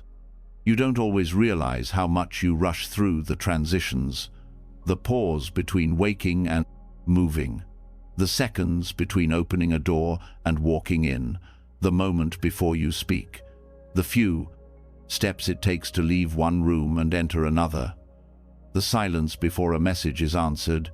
These are not gaps. They are living moments, alive with possibility, but they pass unnoticed if you aren't watching. This is where the liminal mind comes in, the mind that knows how to dwell in the middle, that doesn't treat transitions as dead space, but as sacred. That learns to soften in the pauses instead of skipping over them. Presence in these moments creates a new kind of rhythm, one that's not driven by urgency, but shaped by attention. And once you begin to live this way, something shifts in your nervous system. It learns to stop chasing. It learns to rest in motion. When you wake in the morning, the first seconds before your thoughts form are not meaningless. They hold the tone for your entire day. If you meet them with awareness, with breath, with softness, the day begins differently, not from tension, but from space. You don't need a perfect routine. You need presence in the first inhale, in the feeling of sheets, in the way light enters the room. These are not distractions from your day. They are your day. The same goes for falling asleep. That drifting between waking and sleeping is not just a descent, it's a release, a letting go, a place where all the roles drop away. And if you meet that edge with care, sleep comes with more peace. The mind doesn't need to be dragged down, it just needs to be allowed to soften, to not hold, to not rehearse. The breath becomes the bridge. Following it gently lets the body surrender. Letting go becomes natural when it's done from presence. Throughout your day, liminal moments continue to appear. Walking from one task to another, waiting for a call to connect, sitting in a parked car before stepping out. These moments are invitations. You can fill them with distraction, or you can use them as doors into awareness. Touch into your breath. Feel your feet on the ground. Listen to the sounds around you. These are not techniques to make time pass. They are ways to inhabit time more fully. Transitions are not just about movement. They're about shifts in attention, moving from one emotional state to another, from rest to activity, from solitude to interaction. Each shift has its own tone, its own energy. When you rush past it, you bring the last moment into the next one without awareness. You carry the tension of your last thought into your next word. But if you pause just for a breath, you let the slate clear. You allow space for something new to emerge. This practice also reveals the subtle ways your mind resists the in-between. It wants to arrive, to land, to know. But life is mostly made of transitions. You're always becoming, always shifting, and the refusal to feel that motion creates pressure When you anchor into the transition, you no longer need to be somewhere else. You meet the unfolding with openness. Even physically, transitions shape your state. The way you get out of bed, the way you walk into your home, the way you close a laptop before dinner, each of these carries energy. And when you meet them with presence, they become rituals, not grand, just honest, just attentive. You mark the ending. You meet the beginning. You don't blur them, you feel them. This kind of presence doesn't slow you down, it stabilizes you. You start to feel more at ease, even when things are moving, because you're not chasing arrival, you're rooted in process. Each moment becomes enough not because it's dramatic, but because you're in it, fully. Transitions also hold emotional truth. Often what you avoid in these spaces is not time eats feeling, that quiet anxiety before an event, that sadness after saying goodbye, that fear before a choice. These emotions live in the gaps. And when you stop skipping over them, you learn to meet your own heart. Not as a problem, but as a companion. You feel what you've been avoiding, and it loses its grip. In relationships, this awareness brings softness. The pause before you reply, the breath before you react, the moment before you enter a room. These are where connection lives. Not in the words, but in the space around them. When you meet these edges with presence, you bring care. You don't rush to fill the silence. You don't speak from habit. You respond from truth. In practice, this might look like letting the next moment come without pulling it. Waiting for your body to move instead of forcing it. Letting your breath guide the shift. Touching back into your senses. These are not instructions to follow. They are invitations to feel. The more you feel, the more life opens. These spaces also hold the potential for reflection, not analysis, but insight. Clarity doesn't always come in the middle of a task. It comes when you step between tasks, when the noise softens, when you're not trying to figure anything out. Ideas surface not because you searched for them, but because you made room. The mind learns from these spaces. It learns how not to rush, how not to grip. It becomes more fluid, more balanced. You become someone who doesn't need constant certainty. You become comfortable with becoming. This changes how you show up. You don't panic in pauses. You don't avoid the unknown. You stay. Staying in transitions is not about doing more. It's about sensing more, letting yourself be touched by each moment without needing to label it. You notice how light changes throughout the day, how your breath shifts when you're tired, how your thoughts soften when you stop trying to solve everything. These are not small details, they are your life lived fully. When you practice in the in-between, you build resilience. You learn how to reset in seconds, how to return to presence in the middle of motion. You stop waiting for perfect conditions. Every threshold becomes a chance to reconnect. You don't need silence to be still. You don't need stillness to be awake. Over time, the mind begins to trust these pauses. They stop feeling empty. They start to feel full. You begin to crave them, not for escape, but for realness. You no longer need to rush through them to get to the real part. You know this is it. Right now, this breath, this shift, this moment before the next. And when life changes as it always does, you are not thrown, because you've trained in the dim transitions. You've learned how to meet change with grace.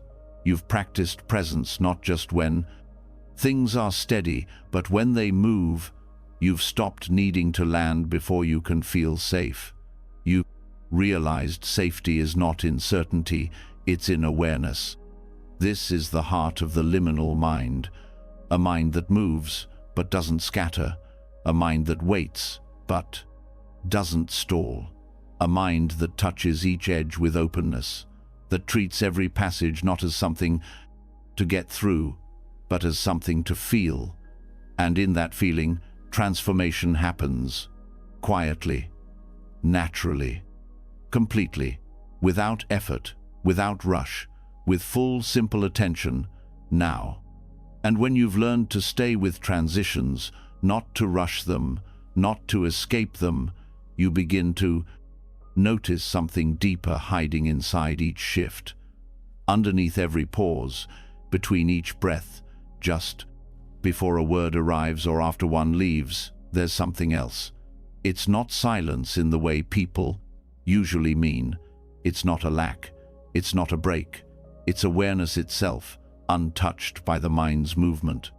It's not what you think. It's what remains when thought falls away. It's not content. It's clarity. And in that clarity, something quietly astonishing reveals itself. You are not your thinking. You are not the stream of noise. You are the space in which it moves.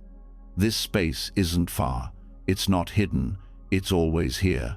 But it gets overlooked because the mind is trained to chase content, to follow each thought as if it matters more than stillness, as if the story is more real than the awareness watching it. Most people live in a constant stream of thought. One idea leads to the next, then the next, in an endless chain. But the truth is, the mind doesn't flow without pause. There are gaps, short ones, barely noticeable unless you're still, but they're there. A moment after one thought ends and before the next begins, a soft, quiet openness. And that's where awareness waits, not lost in the thinking, but completely awake between it. This is not about stopping thoughts. The mind was never the problem. Thinking is not your enemy. It's the attachment to thinking that creates suffering, the belief that you are the voice in your head, the habit of following every idea as if it defines you. But thoughts are like clouds. They come and go. You are the sky. You are the space. You are not what passes through. You are what stays. Becoming the space between thoughts is not an idea. It's a shift in attention. It's a different way of being. With the mind, you start by noticing the thought. You hear it rise. You feel it play out. Then you notice it fade. And there is the moment. No words, no sound, just being, no explanation, just presence. The more you rest in this space, the more it reveals itself. At first, the gaps are brief, tiny pauses, a breath of stillness. But if you don't rush past them, they open. And they're not empty. They're alive, vibrant, awake. You feel it in the body, a softening, a widening. The edges of your identity begin to loosen. You're not the one narrating the moment. You're the one seeing it unfold. This practice begins with observation. You sit quietly. You watch the mind. You don't try to stop the stream. You don't try to force silence. You let thoughts rise. You let them fall. But you stop clinging to their story. You stop giving each one your full attention.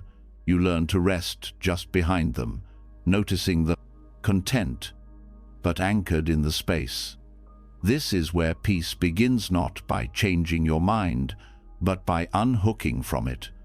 You stop needing to finish every sentence. You stop following every memory. You stop solving every problem that appears. You see the movement, but you are no longer inside it.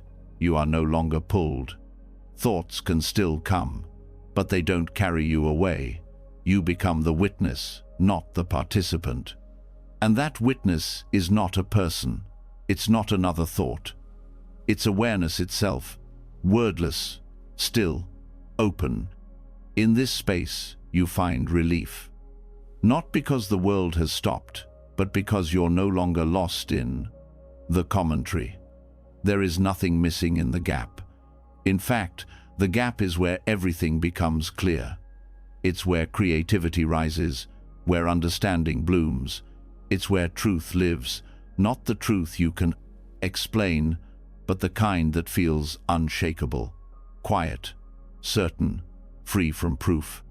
This presence is deeper than focus. Focus narrows, presence opens. Focus holds a target, presence holds everything. When you rest in the space between thoughts, you stop narrowing your life down to goals and problems. You start seeing it as it is. You start living from stillness, not reaction. This practice doesn't require effort. It requires interest. You learn to be curious about the space, not just the sound. You listen not just to the words in your mind, but to the silence underneath them. You don't strain to stay there. You simply stop leaving. Over time, something inside you begins to shift. You start identifying less with your thinking. You feel less defensive, less reactive, less rushed. Not because you've fixed your thoughts, but because you've stopped being ruled by them. They still come, but they don't control your state. They don't shape your worth. They don't tell you who you are.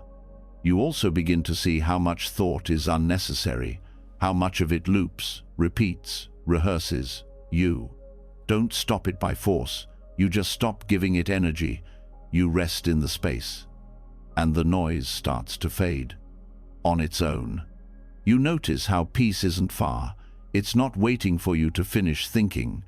It's waiting for you to stop chasing thought. Peace lives in the pause, in the inhale before the next idea, in the quiet beneath all the motion. It was never hidden. It was just drowned out by habit. This presence also brings clarity. When you're no longer pulled by every opinion, you start to hear what's true, not loud truth, subtle truth, the kind that doesn't argue, the kind that doesn't panic, the kind that was always there, just waiting for a break in the noise. Becoming the space between thoughts doesn't mean you stop functioning. You still think, you still plan, but you don't build identity around it. You don't lose yourself in the narrative. You think when thinking is needed, and when it's not, you rest. You return to stillness. You don't rush to fill the gap. This balance creates a different kind of mind, a mind that's not overrun, a mind that listens, a mind that doesn't mistake motion for meaning. You become someone who can sit with discomfort without trying to explain it away. Someone who can hear another without immediately forming a reply. Someone who doesn't need to react because silence no longer feels threatening. This space becomes a refuge, not because you've escaped life, but because you've remembered what's underneath it. The stillness that doesn't collapse when things get hard.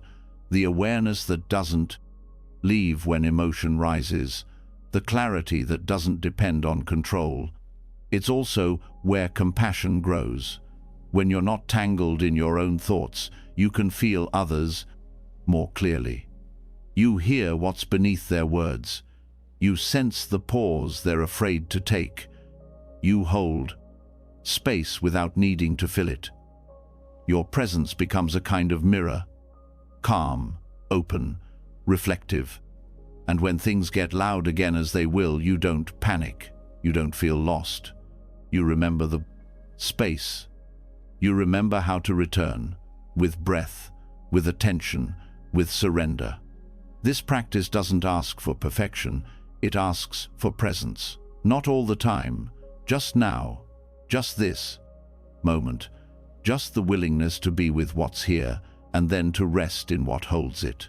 And that resting is not passive. It's the most alive place you can be. It's where your energy is no longer scattered. It's where your heart becomes steady. It's where awareness stops clinging to stories and begins to live in truth. In the space between thoughts, you find yourself. Not the self you've imagined, not the one you've constructed, but the one who's always been here, watching, listening, unmoving, whole, not because of what you think, but because of what you are. Presence, spaciousness, awareness itself, quiet, unchanging, and completely free. And once you've rested in the space between thoughts, noticing how stillness is not something you create but something you uncover, another layer of attention becomes available. Presence starts to reveal itself not only in what is quiet, but in what is always around you. The world keeps speaking, not in language, but in sound. Everyday sounds, the ones you overlook or try to block out, become openings. They are not distractions, they are invitations. Listening becomes more than hearing. It becomes a path to now. Most people wait for silence to feel still. They assume that peace only comes when the noise ends. But real stillness doesn't depend on silence. It lives inside whatever is here, even if what's here is sound. The hum of a refrigerator, the barking of a dog, a passing car. These are not in the way. They are the way. Not because they're meaningful, but because they're real, present, unfiltered. Sound always comes in the present moment. It cannot echo from the past or be predicted from the future. When you hear clearly, you're anchored in now. This practice begins with shifting the way you relate to sound. Instead of pushing it away or labeling it, you meet it directly, without resistance, without narrative. You notice the texture, the rhythm, volume. You don't try to make it stop. You let it move through you. This softening of resistance is powerful, because most suffering doesn't come from sound itself. It comes from the mental story about the sound, from the judgment, the frustration, the tightening. Listening with presence is a kind of surrender, not giving up, but giving space, letting the world be what it is without needing to control it. You hear the sound, and you hear your reaction to it. You listen to both. This dual attention creates depth. The sound is not separate from your awareness, it's part of it. You don't absorb it or block it. You let it float in the same field as your breath, your body, your thoughts. It doesn't dominate, it coexists. At first, you might notice discomfort. The mind may say, "This is annoying. This is too loud. I can't focus." But if you don't follow those thoughts, if you stay with the raw sound, something changes. The judgment softens. The sensation becomes interesting. You stop needing the world to be quiet for your mind to rest. This is freedom. Using sound as practice means bringing mindfulness to the ears, not straining, but relaxing into hearing. You let awareness land gently on the unfolding of noise. You notice when something begins, how it sustains, how it fades. You hear the pauses between sounds, the spaces that give them meaning. This way of listening is not about finding special sounds. It's about meeting what's already here with open attention. This attention reveals how layered your soundscape really is. You begin to hear sounds you once ignored. The faint ticking of a clock, the rustle of leaves, the whisper of your own breath. These details don't distract you from presence, they deepen it. They show you that life is always happening, always alive, even in moments you thought were empty. There's also a beauty in listening without labels. When you stop naming what you hear, you experience it more fully. The sound of water is not just water. It becomes sensation, motion, tone. You let it wash through you without needing to define it. This opens a different kind of intimacy with the world. One that's direct, without concept. Presence in sound also reveals the body. You start to feel how sound vibrates through your chest, your arms, your spine. You hear not just with your ears, but with your whole being. This deepens your connection to experience. You're not just hearing sounds, you're part of the field in which they arise. There's no separation. When you practice this way, the need for silence fades. You stop waiting for ideal conditions. You stop needing the world to quiet down. You realize that peace isn't the absence of sound, it's the absence of resistance. And when you live that way, every moment becomes available. Not just the calm ones, not just the quiet ones, all of them. Listening also trains patience. Sound comes and goes at its own pace. You can't rush a bell to fade faster. You can't stop a siren mid-tone. So you wait, you breathe, you allow. This teaches the mind to soften its grip, to stop insisting, to stop controlling. You meet life as it is, not as you wish it to be. Sound becomes a teacher of impermanence. Each tone rises and passes, nothing stays. Even the loudest noise fades. You begin to trust this, not conceptually, but through direct experience. This trust calms the nervous system. You stop fearing intensity. You know it will move through. There's a unique clarity in this kind of listening, not because sound explains anything, but because it clears the mind's obsession with thought. Sound doesn't ask for belief, it just is. When you rest in it, the thinking slows, awareness sharpens. You become less involved with mental noise and more attuned to what's happening now. This practice can be done anywhere, while walking, while working, while sitting. You don't need a special space. You just bring your attention to what's already unfolding, the hum of the street, the murmur of voices, the clicking of keys. None of these are interruptions. They are invitations. Over time, this presence in sound begins to change your inner world. You become more sensitive to subtlety. You notice when your body tightens in response to a sound. You notice when it softens. You hear your own voice differently. The way you speak becomes part of the practice. You speak slower, with more care, with more listening built in. In relationships, this changes everything.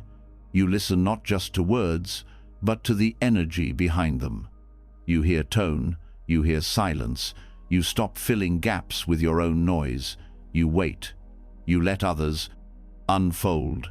This creates connection without force, presence without performance.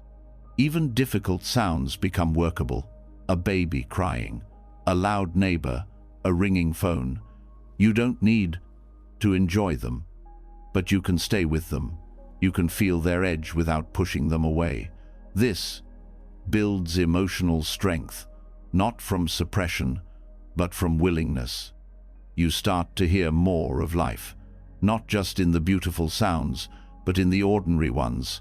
You hear time pass. You hear the world breathe. And in that hearing, you stop being separate. You stop living in your head. You return to the rhythm that's always been here. Presence in sound is not about tuning out. It's about tuning in, not to thought, but to sensation, to vibration, to experience without story. This kind of attention doesn't narrow your world, it expands it. You realize that everything speaks. The world is not silent, it's singing.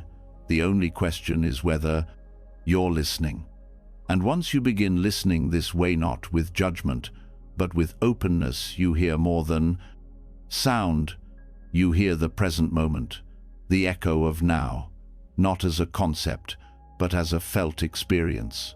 Right here, right now, alive, complete, unfolding, and entirely enough. And once you've begun to hear the world, not as noise but as presence once, every sound becomes a reminder that now is always happening. You start to sense what's been calling you from underneath it. All. There's a pull, subtle but constant, to return to something older than language, older than thought, older than cities and plans and structure. A longing not just to be present, but to feel what it means to be alive in the rawest, most grounded way, not in theory, but in earth, in breath, in wind, in space, untouched by control. This is where presence deepens, not through more ideas, but through less, through returning to the original teacher, the living world. Before techniques, before doctrines, before temples of stone, there were trees, there were rivers, caves, night air, animal calls, sky without ceiling. Early Buddhist monks knew this. They didn't just meditate in nature, they meditated with it. Forests were not just backdrops, they were co-practitioners. Silence wasn't the absence of speech, it was the sound of wind through bamboo, the creaking of branches, the rhythm of rain. To them, wildness wasn't chaos, it was a mirror. It showed them what was real, what remained when the mind stopped reaching. The practice of rewilding awareness begins with remembering that the body is not separate from nature. The same rhythms that guide the seasons guide your breath. The same cycles that move the moon move your blood. You are not visiting the natural world, you are made of it. But modern life trains you to forget. It walls you off. It replaces earth with floor, stars with screens, stillness with noise. And presence becomes thin, abstract, disconnected from the roots. To rewild awareness is not to escape civilization. It's to dissolve the illusion that you were ever apart from the living world. The forest doesn't ask you to change, it asks you to notice, to slow, to feel the weight of your body on soil, to hear the difference between stillness and silence, to be seen by the sky without needing to explain anything. It's a remembering, not a learning. When monks entered the forest, they did so not to find something but to let go of everything extra. They watched how their minds clung to comfort, how fear rose in the dark, how silence revealed things they couldn't hear in crowded spaces. These challenges were not problems, they were the teaching. They showed them where the edges of identity lived. And when those edges softened, something else emerged, a quiet intimacy with being. No audience, no agenda, just presence, vast and undivided. Nature has no interest in your performance. It doesn't care about your plans, your fears, your self-image. It just is, fully, without needing approval. And the more time you spend with it, the more you begin to match its rhythm. You breathe deeper, you stop rushing, you listen more, not because you tried, but because your system remembers. It remembers how to be without effort. The ground itself can become your teacher. Sitting on earth changes something. The body relaxes. The nervous system quiets. There's a kind of trust that returns. Not trust in outcomes, but trust in support. The ground holds you. It has always held you.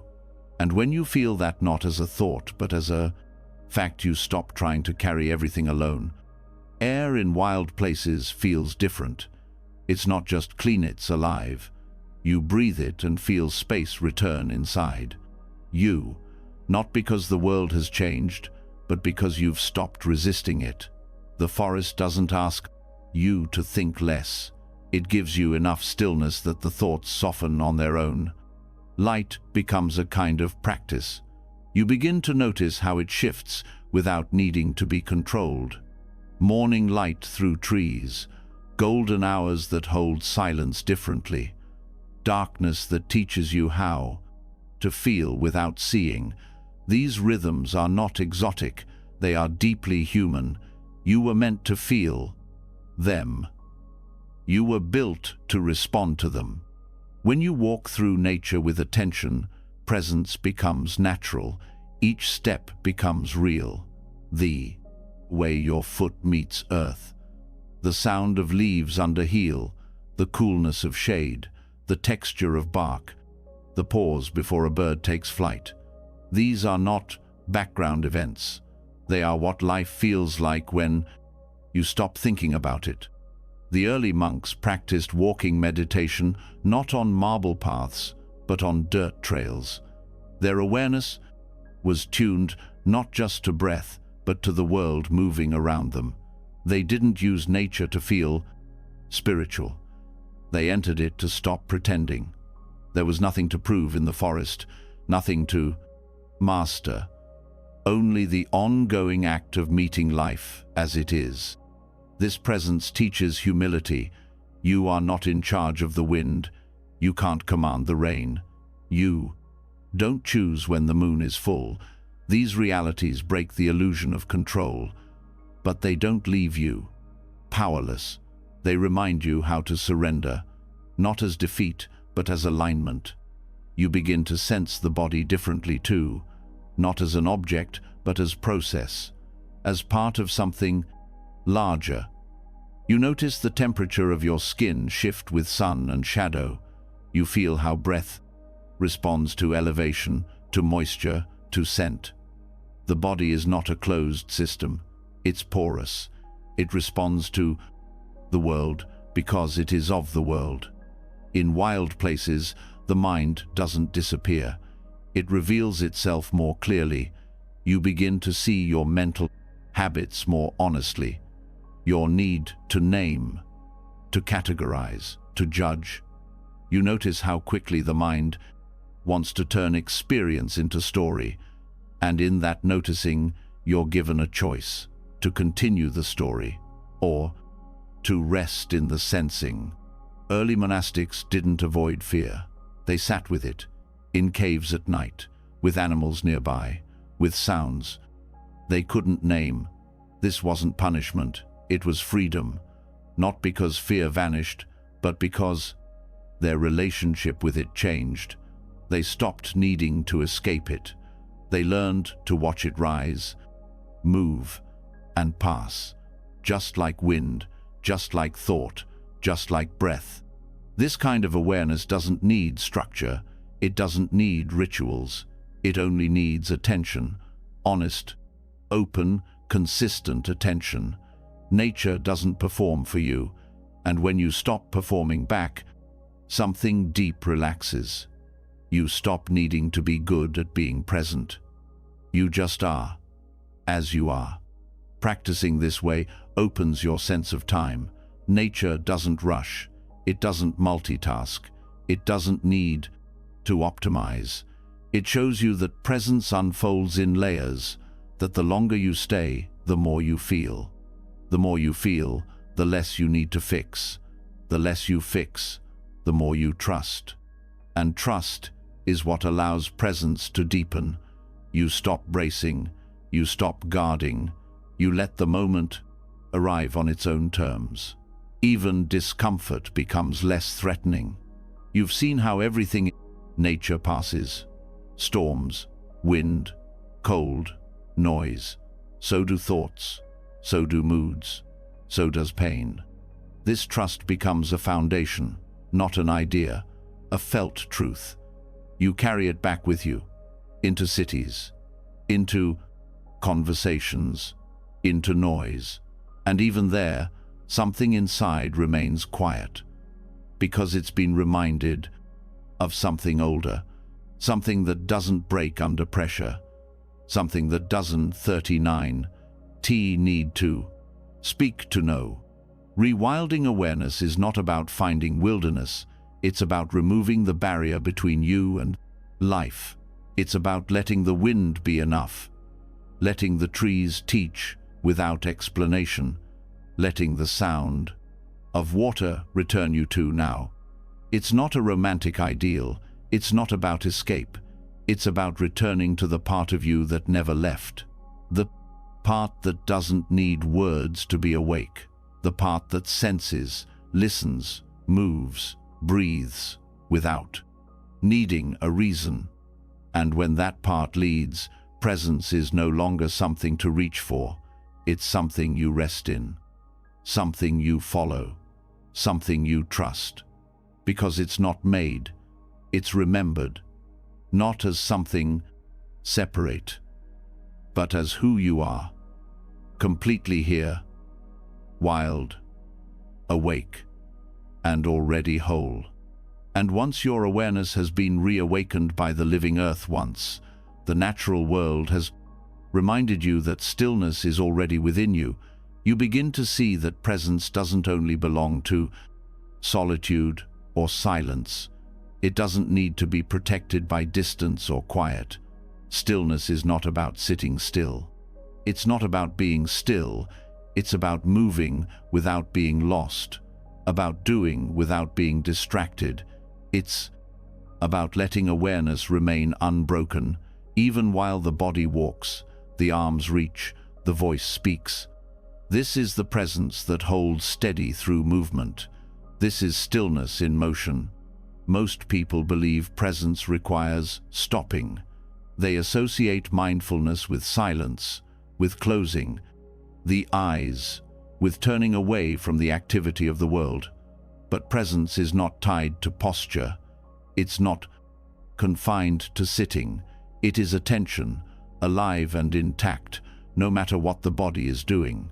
To discover this is to break the false boundary between meditation and life.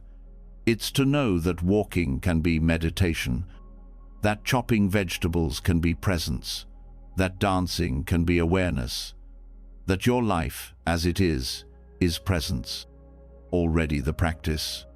In Zen monasteries, monks walk in circles before and after seated meditation. This isn't to transition between stillness and motion. Neat is to remain in stillness while moving. The pace is steady. The foot is placed with full attention, not just awareness of the foot, but awareness of the contact, the shift of weight, the breath as it joins the step. Each movement becomes a moment of arrival, not trying to get anywhere, just being where the body is. The Thai forest tradition also honors this principle. Forest monks walk back and forth on the same path for hours, not to exercise, not to travel, but to stabilize presence, to let the body teach the mind how to stay. Walking becomes a way of anchoring, a way of remembering that attention is not fragile, it can travel with you. This doesn't require robes or rituals. You don't need to walk slowly. You don't need to copy tradition. You only need to be here while you move, to feel the heel touch the floor, to notice the shift in your hips, to let the rhythm of walking carry you into presence. You move, but you're not seeking. You're not escaping. You're not doing something on the way to something else. You are moving inside stillness. This awareness can begin in small ways. As you walk from one room to another, as you make your bed, as you brush your teeth, you pause internally. Not to stop, but to feel. You feel the texture of the floor, the weight of your body, the temperature of the air, the breath as it joins the rhythm. This is not extra work. It's the return to what's already happening. Stillness in motion doesn't remove thought. It simply includes it. A thought may rise as you walk, but you don't follow it. You let it pass like scenery. Your body remains here. Your step remains steady. The thought doesn't interrupt the movement. It becomes part of the landscape. Dancing also becomes a powerful way to access this presence. Not performance dancing, not dancing for others, but movement that rises from the inside. You let the body move with no plan. You let the breath guide rhythm. You stop needing to look a certain way. You let sensation lead, not image. And as you move, you stay aware. Aware of the sway, the tension, the release, the breath, the beat. There's no self-image, no judgment, just being lived by movement. In that, something opens. You are not thinking the dance, you are the dancing. This kind of movement teaches trust. The body knows how to move. It knows how to adjust. You don't have to plan each gesture. You learn to follow instead of control. You learn to let sensation rise and respond. Awareness doesn't freeze, it flows. Stillness in action also includes work. You can wash dishes with presence, fold clothes, sweep a floor, carry a child. These are not lesser practices. They are doorways. If the mind is here, if the breath is here, then the task becomes sacred, not because it changes, but because you are in it fully. Doing doesn't need to be mechanical. It can be intentional. Each gesture can be a form of care. This presence brings softness to daily life. You stop rushing. You don't lose efficiency. You just lose the feeling of chasing something. Each task is complete in itself. You don't measure how much is left. You meet what is here. The next thing will come. But right now, there's only this. Stillness in motion also reveals what is unnecessary. When you're present while walking, you see the tension you carry, the rushing that doesn't help, the leaning forward that's not needed, the shallow breath that shortens your stride. These are small details, but they shape your life. Noticing them means reclaiming choice.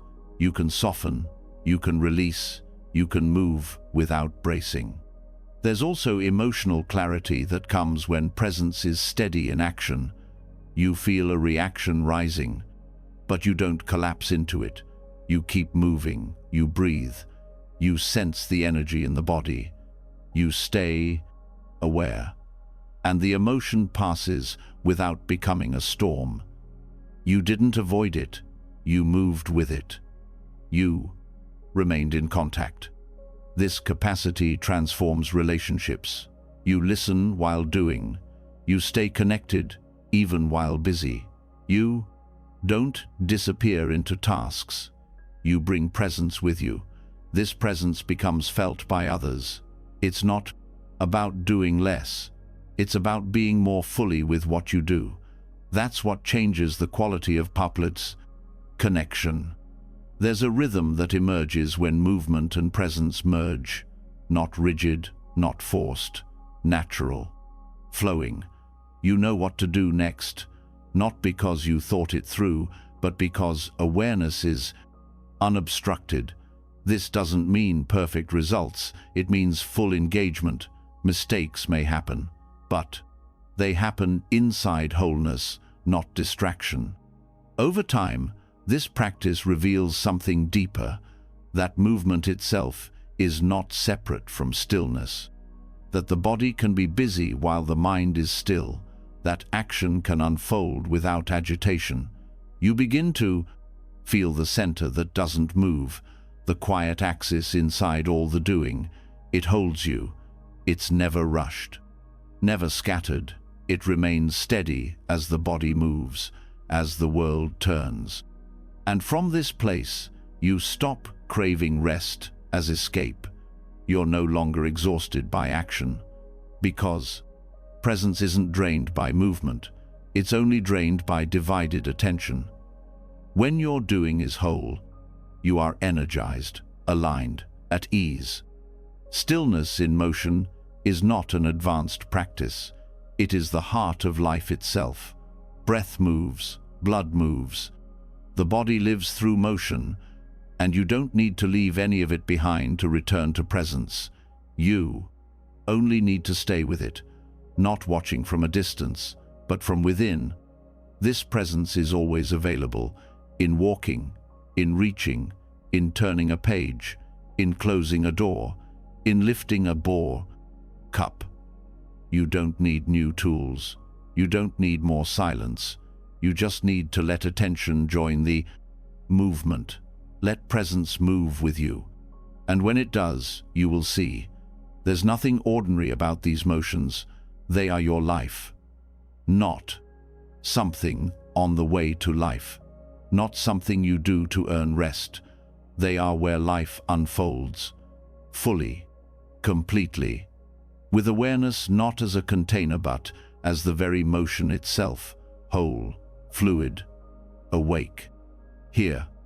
And once you, 39, remembered how to move without leaving yourself, once your actions unfold with stillness at the center, you begin to notice something even more elusive, something that doesn't come from the outside, but rises quietly from within. It doesn't feel aggressive, it doesn't shout, but it pulls. It leans forward. It whispers that this moment isn't quite enough. It makes now feel like a waiting room. It makes the next thing seem more important. This is desire, not the loud kind, but the subtle restlessness that tugs at attention and turns presence into pursuit. Desire doesn't only live in obvious craving, it shows up in small ways. In the quick glance toward something more pleasurable, in the urge to check, to scroll, to move on. It hides inside even noble intentions, the hope for a deeper state, the wish to feel more peace, the seeking of spiritual progress. All of these seem harmless, but they add weight to the moment. They tell you that what is here now is not enough. This kind of desire doesn't always come with intensity. Sometimes it's just a tension in the body, a small tightness behind the eyes, a slight clenching in the jaw, a holding of the breath. Presence begins to narrow. The world is no longer being received. It is being used to get somewhere else. To see this clearly, you must slow down, not in pace, but in attention. Begin to notice the moment desire arises, that flicker of wanting, the movement of the mind toward what's next, the soft turning away from what is. It can be as subtle as a thought. It would be better if, or almost there. This tiny gap pulls you from presence, not because of what you want, but because of how you relate to the wanting. Wanting itself is not the problem. The Buddha never said desire should be destroyed. What he pointed to was clinging, how we attach to the idea that fulfillment lies ahead, not here. When that belief takes hold, awareness becomes clouded. You no longer meet the moment as it is. You use it to get something else. And presence is traded for projection. The work is not to eliminate desire. That only creates more struggle. The work is to see it without following it, to feel the wanting without becoming it, to stay still while it moves. You can notice desire as a visitor. It shows up, it rises, it carries energy, and then it fades. You don't have to act on it. You don't have to fight it. You can witness it. This requires honesty. The mind often disguises craving as purpose. It says, I just want clarity, or I'm pursuing truth. But underneath there is discomfort with the present, an unwillingness to sit with what is unresolved. The practice here is to question that urgency. What if nothing was missing? What if this moment didn't need to be improved? When you look at desire closely, you begin to see its anatomy. There is an object, something you believe will bring ease, pleasure, peace. Then there is a story, that having this thing will make you whole. Then there is the reaching, the inner motion toward that goal. If you stop at any point in this process, you can return to presence. You don't need to wait for fulfillment. You can unhook in the middle of the reach. Often what you truly want is not the object, but the feeling you believe it will bring. Peace, belonging, joy, security. But these states are already accessible. They are here, just buried under the noise of striving. When you stop chasing the object, you can turn toward the feeling directly. You can breathe into the restlessness and find the calm behind it. One way to practice this is through the body. Desire always lives in sensation. You might feel it in the chest, in the belly, in the hands.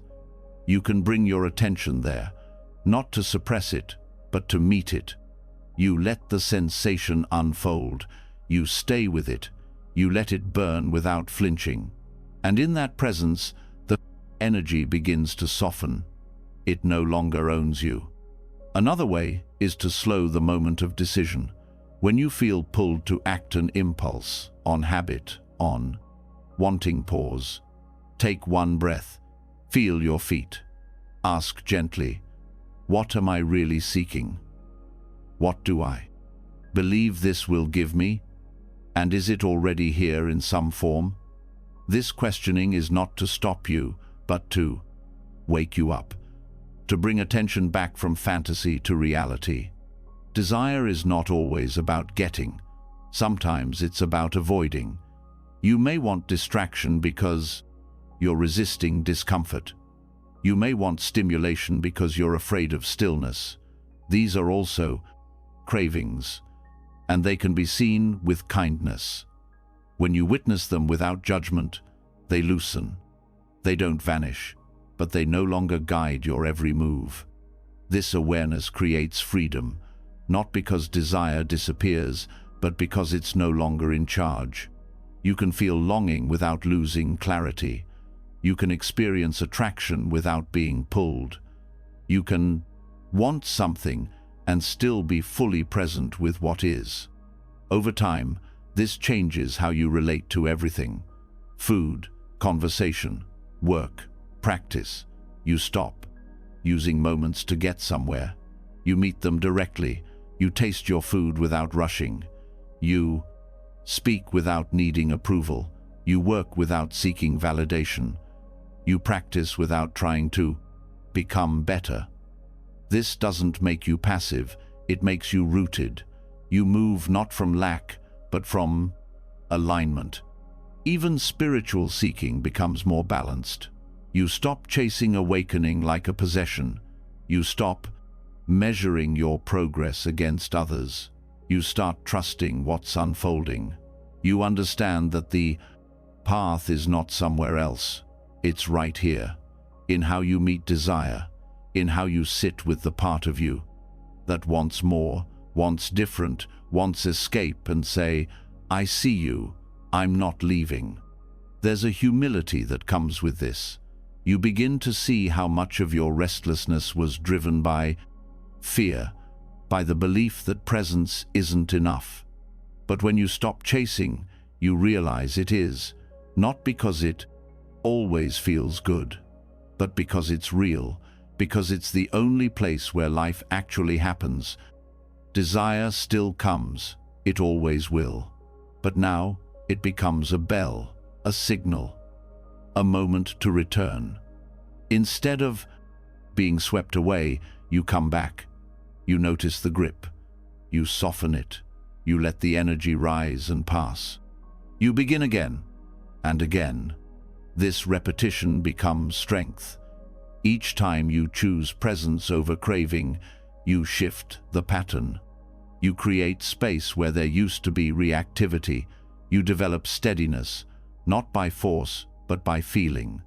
Not by rejecting desire, but by not obeying it blindly.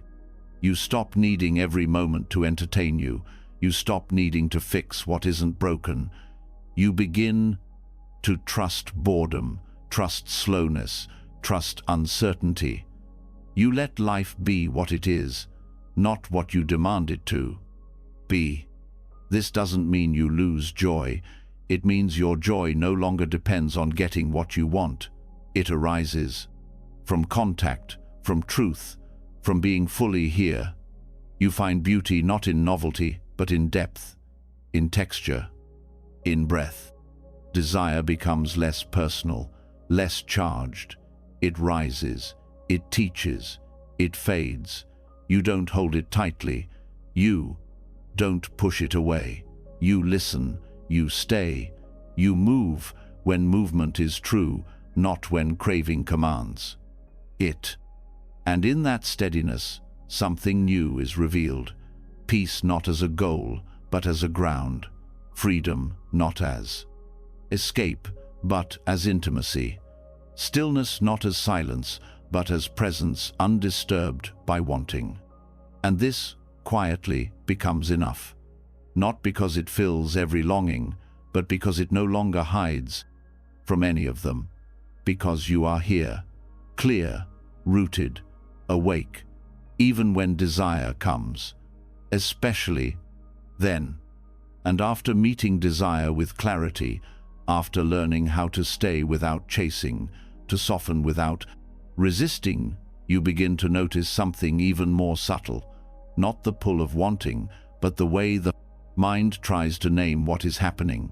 It happens automatically. A sound becomes a bird. A sensation becomes itchy. An emotion becomes sadness. Even awareness becomes a story. I am being mindful. These thoughts come quickly, and they feel close to truth. But in that moment of naming, something is lost. You move one step away from what is. You begin to relate not to the experience itself, but to the idea of it. This is the core misunderstanding that many people carry about presence. That to be present is to think about what's happening, to describe it, to reflect on it, to recognize it through thought. But presence isn't thinking about the moment.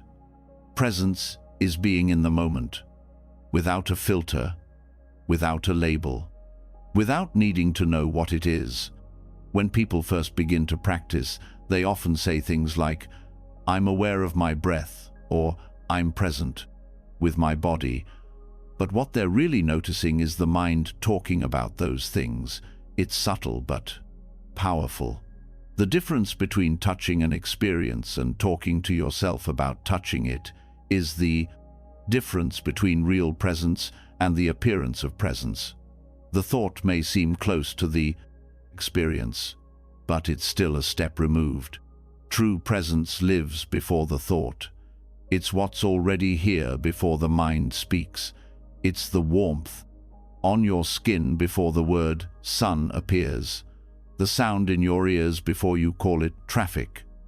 The ache in your chest before the story about Wyatt 39's there. These things don't need language to be felt. They don't need interpretation to be real. Direct experience doesn't ask to be understood. It just asks to be met, and it can only be met by attention, not analysis. Attention without reaching, without grasping, without turning sensation into idea. This kind of attention is quiet. It doesn't 39. It's look for insight. It simply rests in what's already true. To practice this, you begin by noticing when the mind names something. You hear a sound, and the word dog arises. That's fine. But can you drop beneath the word? Can you stay with the vibration, the rhythm, the texture of sound itself? Not what it is, not what it reminds you of, just the raw contact. This can be done with any sense. Touch the fabric of your clothing before the word soft or rough or familiar comes in. Stay with the sensation, noticing the temperature, the pressure, the shift as you move. If a word arises, let it pass. Don't push it away, but don't follow it. Return to the actual contact. This kind of presence cannot be grasped by thought. It's not something you understand first and feel later. It's something you feel, and in that feeling, understanding dissolves. You don't need to hold on to it. You don't need to say, "This is the present moment." You are simply in it. The minute you say, "This is it," you are already moving slightly away Thought always happens after the moment. Even the thought, "I'm here," comes after the here has already arrived. So the more you think about being present, the more you create a concept of presence instead of the experience of it. It's not a mistake, it's just the nature of thought. But knowing this lets you drop more deeply into direct contact. This isn't about making thought wrong. Thought is part of experience too, but it doesn't need to lead. It can be background. Presence leads by staying with what is raw, unfiltered, unknown. You don't need to name each breath. You don't need to track each emotion. You just feel fully, without the extra layer. The challenge is that the mind is trained to analyze. It wants to know, to describe, to organize. And that's useful for many things, but presence doesn't need that structure. It needs your willingness to not know, to sit in sensation without rushing to explain, to listen without turning it into a sentence. This openness invites reality to reveal itself in new ways. When you don't label a feeling as good or bad, you feel its complexity. When you don't name a sensation, you feel its detail.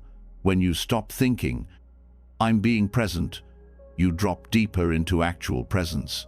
The thinking isn't wrong, it's just extra. You can notice it and return. This return is what builds trust. Not trust in thought, but in awareness itself. You begin to see that you don't need to interpret every moment to be with it. You don't need to explain your emotions to feel them.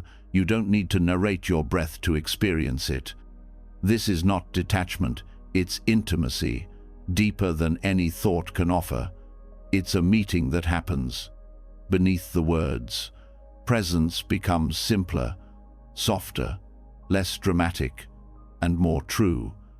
Not because you understand it better, but because you stop trying to. Even in daily life, this shift changes things. You eat a piece of fruit. Instead of thinking, "This is sweet," you just feel the taste. Instead of planning the next bite, you stay with the current one. Instead of thinking about how you're doing, you let yourself just do, without commentary, without needing to hold it all together. This kind of attention slows time in a natural way, not because the world moves slower, but because you're no longer skipping over what's here. You're not moving past the moment to think about it. You're letting it unfold without stepping in front of it. And in that space, peace arises.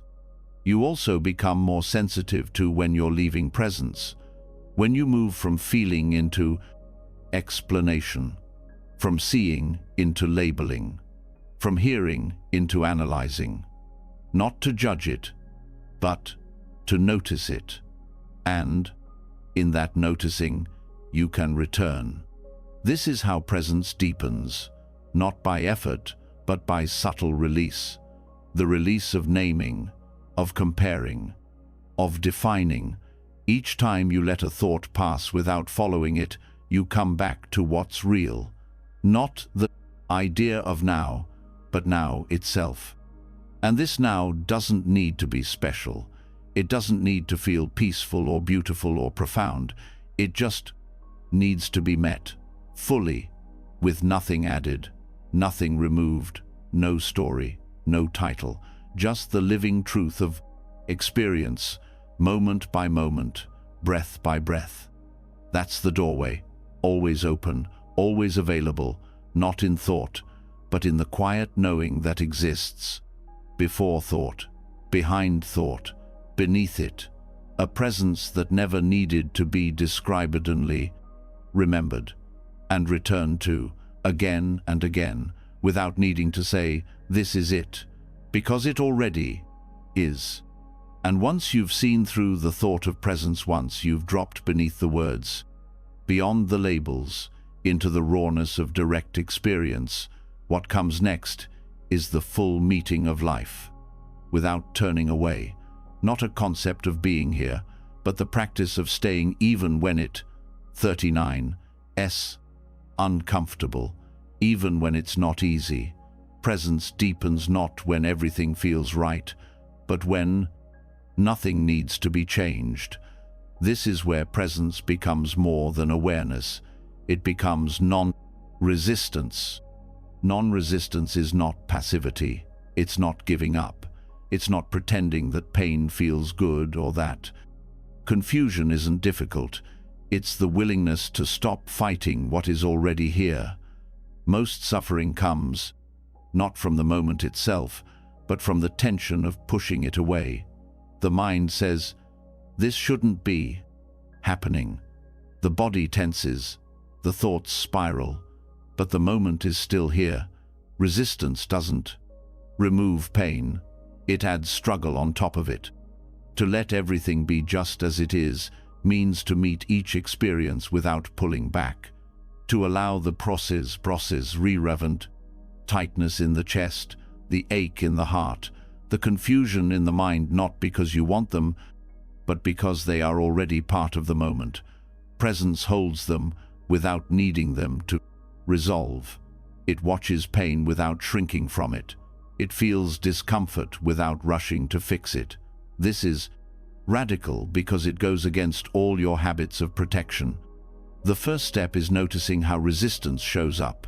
It's rarely loud. It's often a small clenching in the sacravant body, a judgmental thought, a subtle urgency to escape. It might sound like, "I can't take this," or "Why is this still happening?" These thoughts seem helpful, but they're reactions. They're not solutions. They push you away from the experience instead of inviting you in.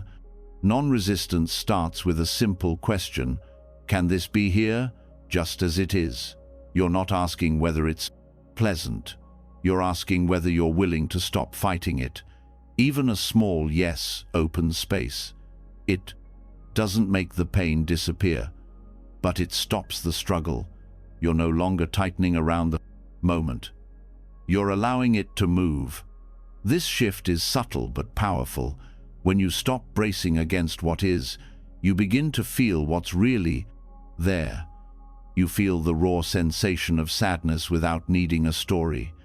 You feel the pressure of anger without acting it out. You feel the ache of confusion without demanding answers. These experiences stop being enemies. They become visitors, messengers, waves rising in awareness. Non-resistance isn't numbness, it's full contact. You meet the moment with open hands. You feel it fully, but you don't harden against it. This openness allows experience to move. What stays stuck is not the pain, it's your refusal to feel it. When you soften the refusal, the energy begins to shift on its own, not always quickly, but naturally. This practice builds resilience, not because you become invulnerable, but because you become less reactive. You trust yourself to stay. You don't panic when discomfort arises. You don't rush to escape it. You recognize that you are not the pain. You are the awareness that holds it. Even thoughts can be met this way. You don't have to believe them or silence them. You simply stop resisting their presence. You notice the anxious thought and let it be there. You feel the doubt and let it float. You hear the inner critic and don't argue. You just watch. You allow. You stay. The same goes for emotion. Presence doesn't need to feel calm to be complete. Anger can be here. Fear can be here. Joy can be here. Boredom can be here. Each emotion is allowed to rise and fall without needing to be managed. You stop needing to fix your inner world. You begin to trust its intelligence. Non-resistance also changes how you relate to the body. Pain doesn't have to be resisted. You don't have to like it, but you can meet it, feel into it, notice where it lives, how it moves, how it shifts. You stop fighting sensation, and in that space, You might notice the layers beneath, the grief under the tension, the fear behind the tightness. You feel what's there. You don't need to explain it. You let it be felt. This softening allows healing, not because you force it, but because you stop interfering with it. The body knows how to process. The heart knows how to unfold. The mind knows how to settle. What slows it down is your resistance. You're trying to manage every moment. Letting everything be just as it is also includes the parts of you that resist. You don't need to eliminate resistance. You notice it. You meet it too. You say, this too is allowed. Even the part of me that wants to run, even the part that tightens, even the part that judges, nothing is pushed out of awareness. This radical inclusion creates peace. Not peace as the absence of difficulty, but peace as the absence of division. You are no longer split inside yourself, no longer in a war with your own heart. Presence becomes whole, spacious, clear, not because life is easy, but because nothing is being excluded. This practice also brings honesty. You stop pretending. You stop needing to mask your pain or hide your fear. You meet your life without a filter. This honesty is tender, vulnerable, but it's also powerful. It's the power of not flinching, of not turning away, of staying present with the raw truth. Even confusion is allowed. You don't need to understand what's happening. You don't need to know where it's going. You stop needing clarity to be at peace. You let uncertainty be here. You breathe with it. You rest inside the not knowing. This is one of the deepest forms of non-resistance. It changes how you move through the world. You become less defensive, less afraid of mistakes, less obsessed with being right. You don't need to control everything. You learn to meet each moment as it comes. You stop needing it to match your expectations. And when things go wrong, as they sometimes will, you don't collapse. You don't fight the moment. You feel it. You stay. You respond from presence, not panic. You move from clarity, not contraction. This is how non-resistance becomes strength, quiet, rooted, unshaken. It also transforms relationships. You stop needing others to behave a certain way for you to be okay. You allow their mood, their confusion, their silence. You don't always agree, but you don't resist their being. This makes space for connection, for truth, for compassion. This kind of presence is not flashy. It's not dramatic. It doesn't make you feel enlightened, but it changes everything because it removes the inner war. You are no longer trying to edit your experience. You are living it fully as it is. And this is not a final state. It's a moment-by-moment practice, a constant invitation. Life will keep bringing you new edges, new discomforts, new places where resistance appears, and each one is another chance to soften, to open, to return. To let this be enough, even now, especially now, no fixing, no fleeing, just full-hearted presence. Nothing rejected, nothing denied, everything held, everything included, just as it is. And once you begin to let each moment be just as it is, without arguing, without defending, without needing anything to feel different, you start to feel something underneath the surface of your experience. A kind of weight, a heaviness that's not loud but constant. Sometimes it's sadness, sometimes irritation, sometimes restlessness, sometimes just a vague pressure that something's not quite right. This is what the Buddha called dukkha, often translated as suffering, but not always pain in a dramatic sense. More often it's subtle, familiar, and persistent. But what if this wasn't something to get rid of? What if this was your teacher? Dukkha is the unease that rises when we want things to be other than they are. It shows up in craving, in resistance, in confusion. But the mistake is thinking that its presence means something has gone wrong. What if it means something is waking up? What if each moment of discomfort is not a sign to escape, but a bell ringing softly, reminding you to return? This changes everything, because most of the time, discomfort makes us leave ourselves. We move into thought, into blame, into avoidance. We tighten around the experience, try to explain it, try to change it. But dukkha doesn't ask to be solved, it asks to be seen. The moment you meet it without pushing it away, its shape starts to change. It becomes less of a wall and more of a doorway. To use dukkha as a bell of mindfulness is to reverse the habit of reaction. Instead of turning away, you turn toward, not to fix, not to analyze, but to feel. You let the discomfort be your signal that now is the time to breathe. Now is the time to pause. Now is the time to soften. This is not a punishment. This is practice. When tension rises, most people meet it with a problem-solving mindset. How do I make this stop? What caused this? What's wrong with me? But presence doesn't ask those questions. It asks, can I feel this fully? Where does it live in the body?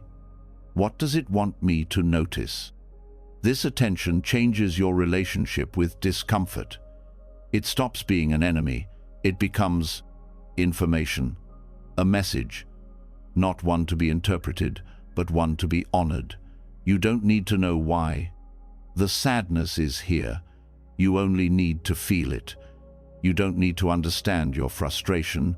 You only need to breathe with it. That meeting, freedom, begins, not after suffering, through it, with presence as your ground, and dukkha as your call to return. And once you've learned how to meet discomfort, not as a threat, but as a doorway, once dukkha becomes a signal that gently brings you back to awareness, another question begins to rise.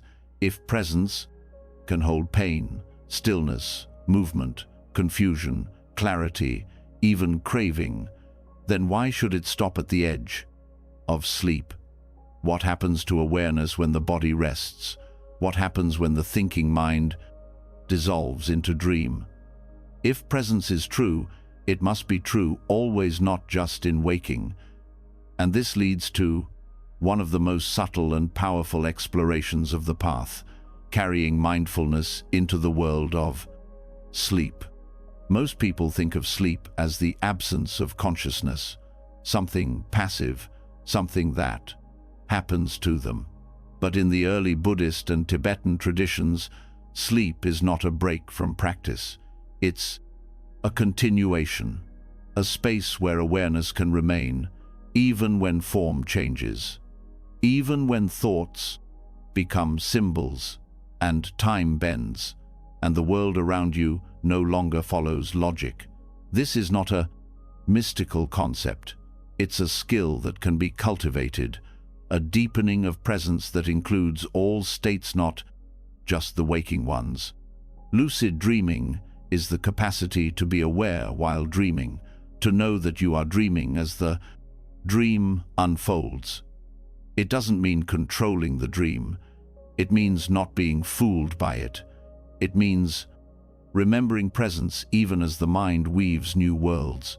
And behind this ability is the same principle that governs all mindfulness: the ability to remember, to return, to recognize experience as it is. To practice this doesn't begin in sleep. It begins now, with learning how to recognize thought as thought, sensation as sensation, emotion as energy.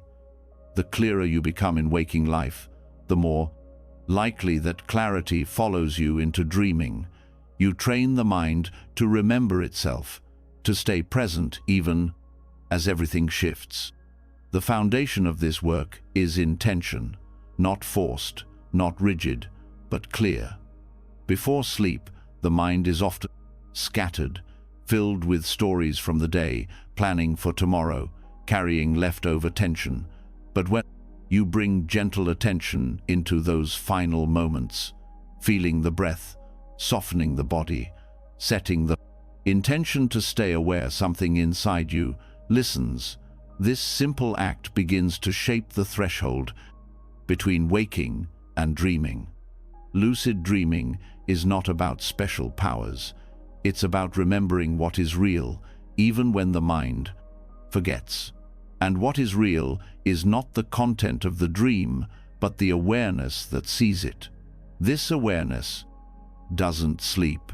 It doesn't disappear when the body does. It remains, like a silent observer, steady and untouched. One method of cultivating lucidity is to practice reality checks during the day, asking yourself gently, "Am I dreaming?" Not to doubt reality, but to train recognition. The habit of questioning experience builds a reflex that can appear in dreams, and when it does, you notice something strange, a shift in light, an impossible event, a familiar place with new edges, and in that moment of noticing, awareness wakes up. Another method is waking back to sleep. You rise in the early morning, stay awake briefly, then return to bed with clear intention. The gap creates space for awareness to stay close as sleep returns. You may find yourself dreaming, but now watching the dream, knowing it's a dream. The body rests, but the mind remains awake. This state is not just a curiosity, it's a profound teacher. In dreams, the mind reveals its patterns without filter. Emotions rise as symbols. Desires play out in surreal forms. Fears become landscapes. And when you are aware, in the middle of it, you see these movements not as distractions, but as teachings. You learn about your conditioning, your tendencies, your deepest hopes and tensions. You can respond to dreams differently when you are aware. Instead of reacting with fear or excitement, you can observe. Instead of running, you can stay. Instead of controlling, you can explore. And each moment of awareness in the dream becomes another step in the path, another opportunity to stay awake. Tibetan dream yoga goes even deeper. It is not only about lucidity, but about seeing the dreamlike nature of all experience, not just in sleep, but in waking. It uses dreams as a way to understand emptiness, that form is not solid, that experience is not fixed, that all things arise and fade. When you wake up inside a dream, and you see how real it felt, and then how it vanished, you start to question the solidity of waking life, not in a detached way, but in a freeing one. This realization is not an escape, it's an invitation to engage more deeply. You no longer grasp as tightly. You no longer fear change as much. You begin to understand that awareness is the constant, whether you are dreaming or awake, happy or grieving, thinking or sleeping. That awareness does not break when forms shift. Even if you never become fully lucid in dreams, bringing attention to the sleep process changes everything. You stop falling into unconsciousness. You begin to soften into it. You meet sleep as a continuation of practice. You allow the breath to guide you into rest. You release effort without releasing awareness. This kind of presence makes rest deeper because you are no longer bracing against the unknown. You are entering it with clarity. The body sleeps, but the mind is not lost. It remembers stillness. It remembers space. and you begin to wake up more gently, not jarred, not disconnected, but rooted. You might also notice the moments just before sleep and just after waking. These are thresholds rich in awareness.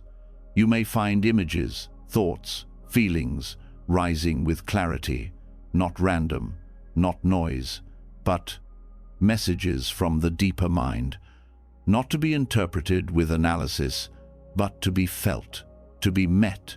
You can use these moments as anchors, breathing into the shift, staying close to the now.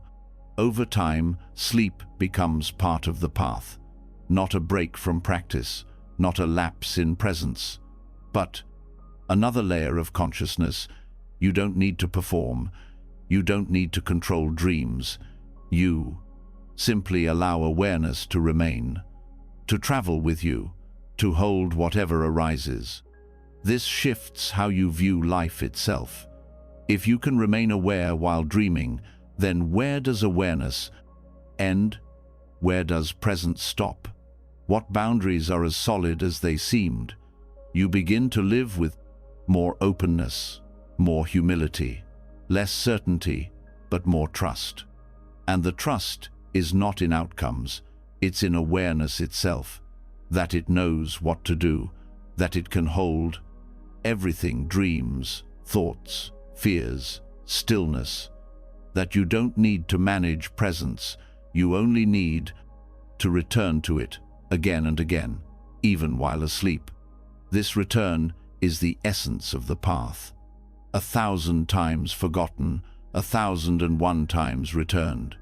Whether sitting, walking, speaking, or dreaming, you learn not to separate states of being. You learn to bring attention everywhere, to remember the thread, to live from that thread. So when you rest tonight, you don't fall asleep. You let go into it. You don't disconnect. You allow presence to remain, even if just for a few seconds. Even if you forget, you set the intention, may awareness stay close. May clarity follow me. May I rest not just in body, but in being. And in that resting, the practice continues, not with effort, but with openness, with the understanding. That presence has no edge, no border, no division.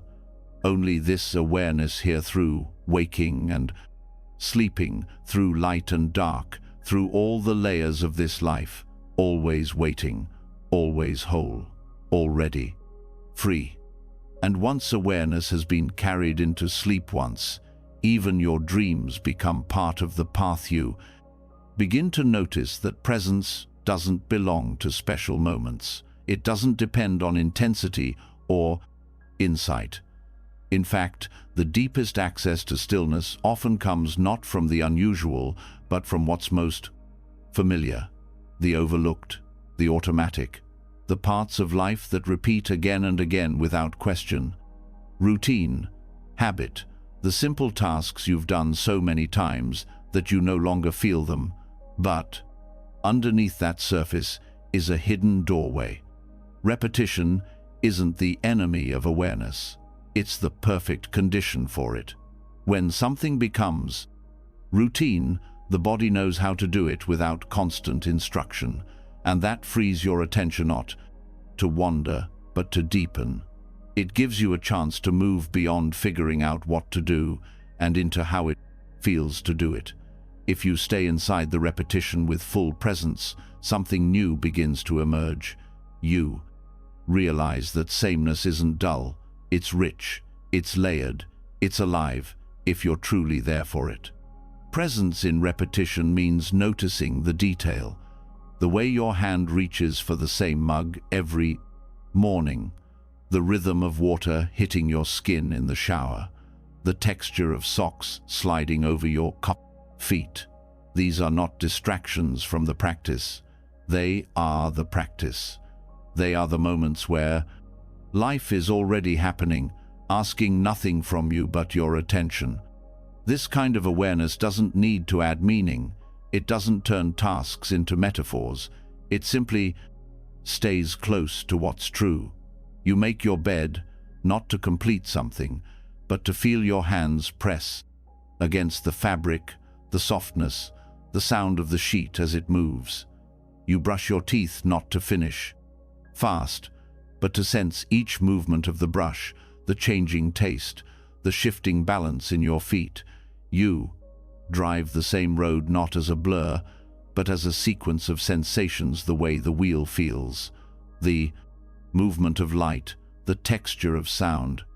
Routine becomes a container for presence when you stop running from it. Most people escape repetition by losing themselves in thought. They turn habit into a background for worry, distraction, projection. But every routine is offering something else, a stable structure in which awareness can grow strong, a consistent rhythm where you can train attention moment by moment without needing novelty to keep it awake. This is not about forcing interest. It's about becoming sensitive. Every repetition contains small variations. No two breaths are identical. No two steps fall exactly the same. If you listen closely, the body speaks in different tones. The mind shifts in subtle ways. The world around you moves with changing textures. You begin to see that even repetition is in motion. Monastics have long understood this. Chopping wood, drawing water, sweeping floors, these were never chores to be rushed. They were fields for attention. Every motion done with full presence becomes a kind of prayer, a bow to the sacredness of what's here. Not because the task is grand, but because it's real. The challenge is remembering.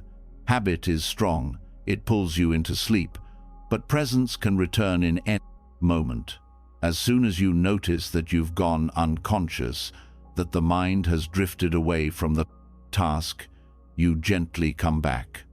Not with judgment, not with pressure, just with breath, with contact, with willingness. And the more you return, the more the routine becomes alive, the more it reveals itself. You stop wishing the moment away. You stop waiting for something else. You start to feel what's always been available, presence hidden in plain sight. This kind of awareness brings stability, not excitement, not stimulation, but steadiness. You no longer need dramatic experiences to feel connected. You find meaning in the mundane. You see that peace doesn't come from what you're doing, but from how you're with it. Repetition also helps dissolve the ego's need for achievement. When you do the same thing every day, there's no performance. There's no need to be impressive. You just show up. You just feel. You just breathe. And in that simplicity, the heart opens. You are not trying to become anything. You are simply being. This doesn't make the task less valuable. It makes it more intimate.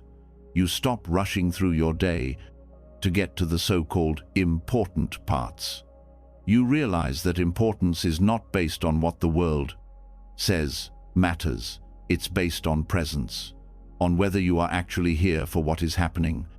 Even creative work follows this rhythm.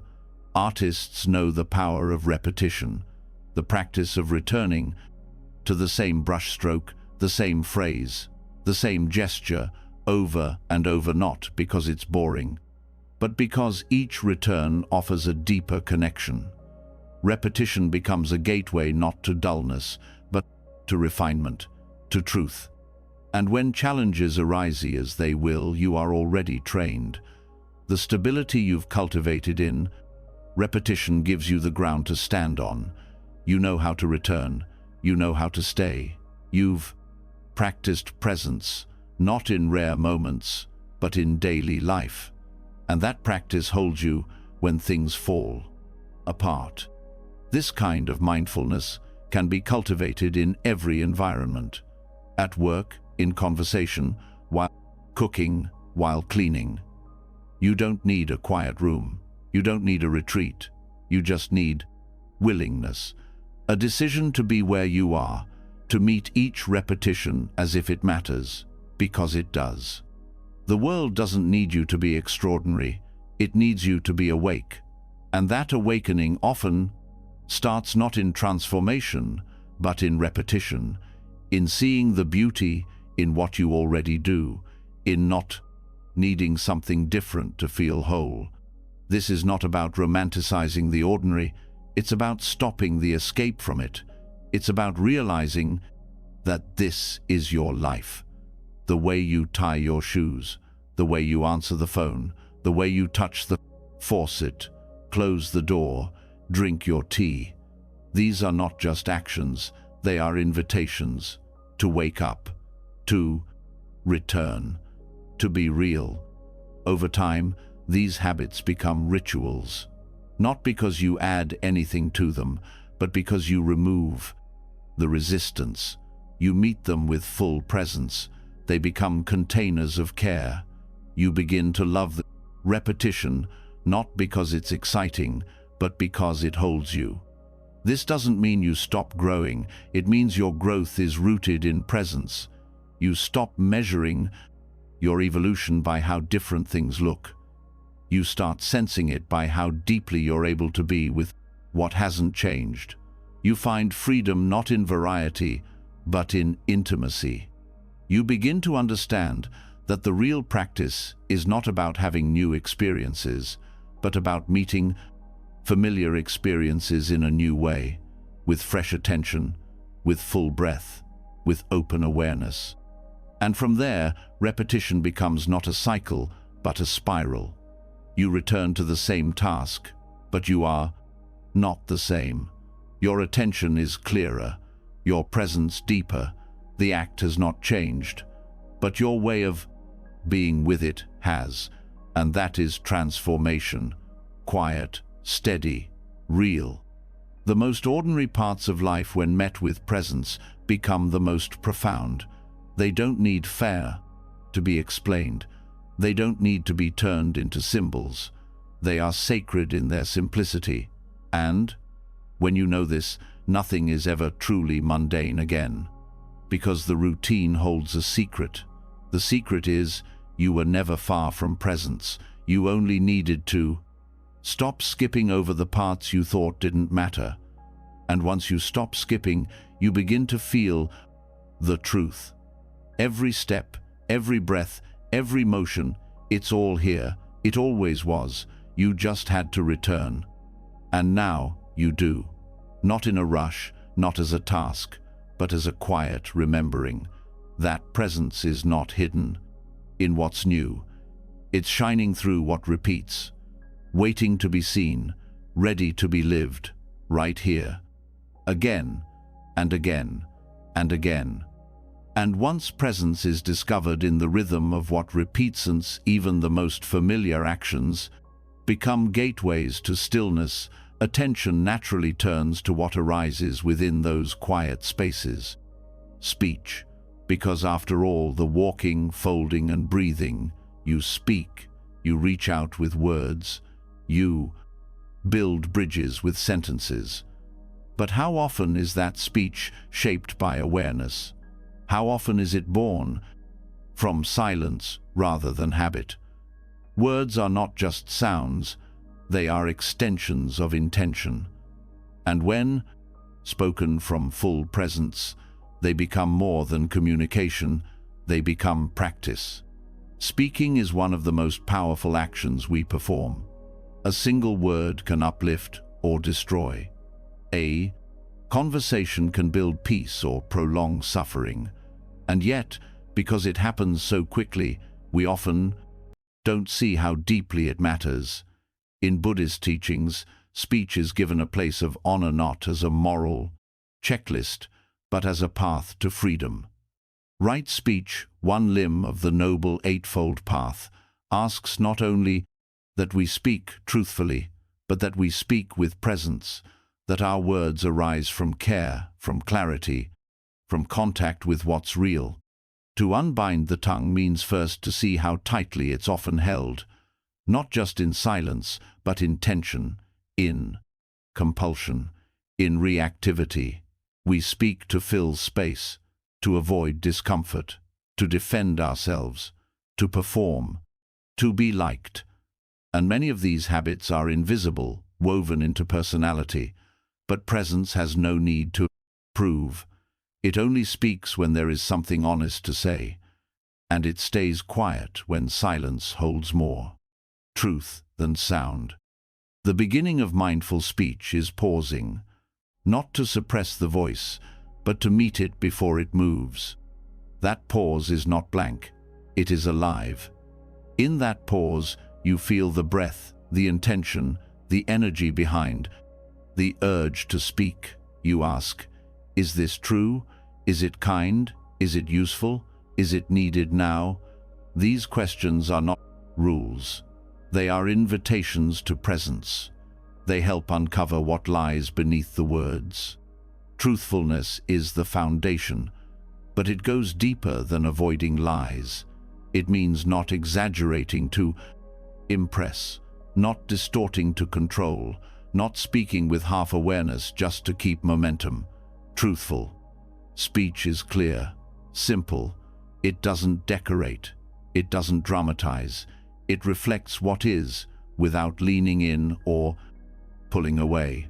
Kindness is not softness. It's strength held with compassion. Speech that arises from presence does not harm. It doesn't use others as targets. It doesn't strike just because it can.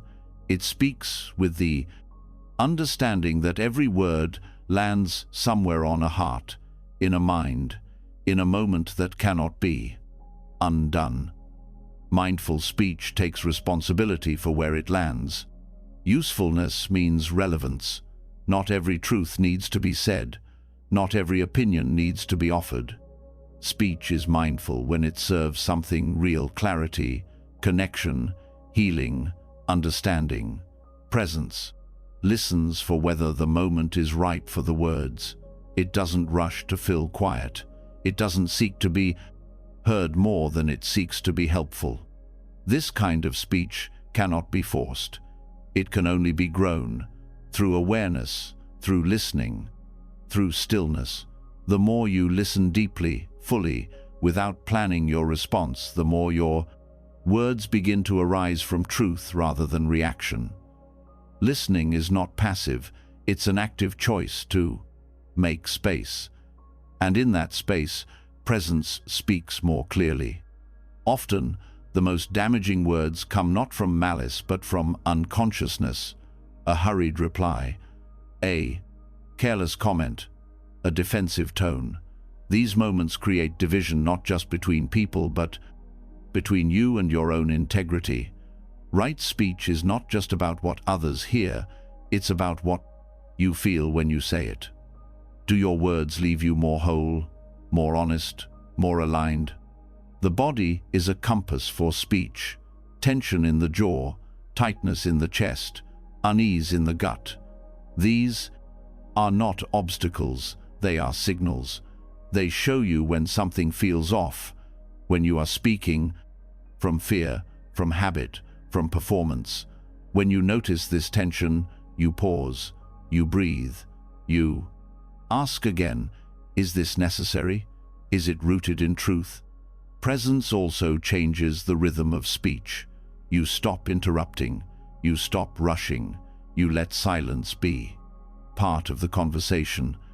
You let the breath finish its cycle before the next word forms. This gives your words space. It gives others space. And in that space, connection deepens. Language also becomes simpler, not dumbed down, but uncluttered.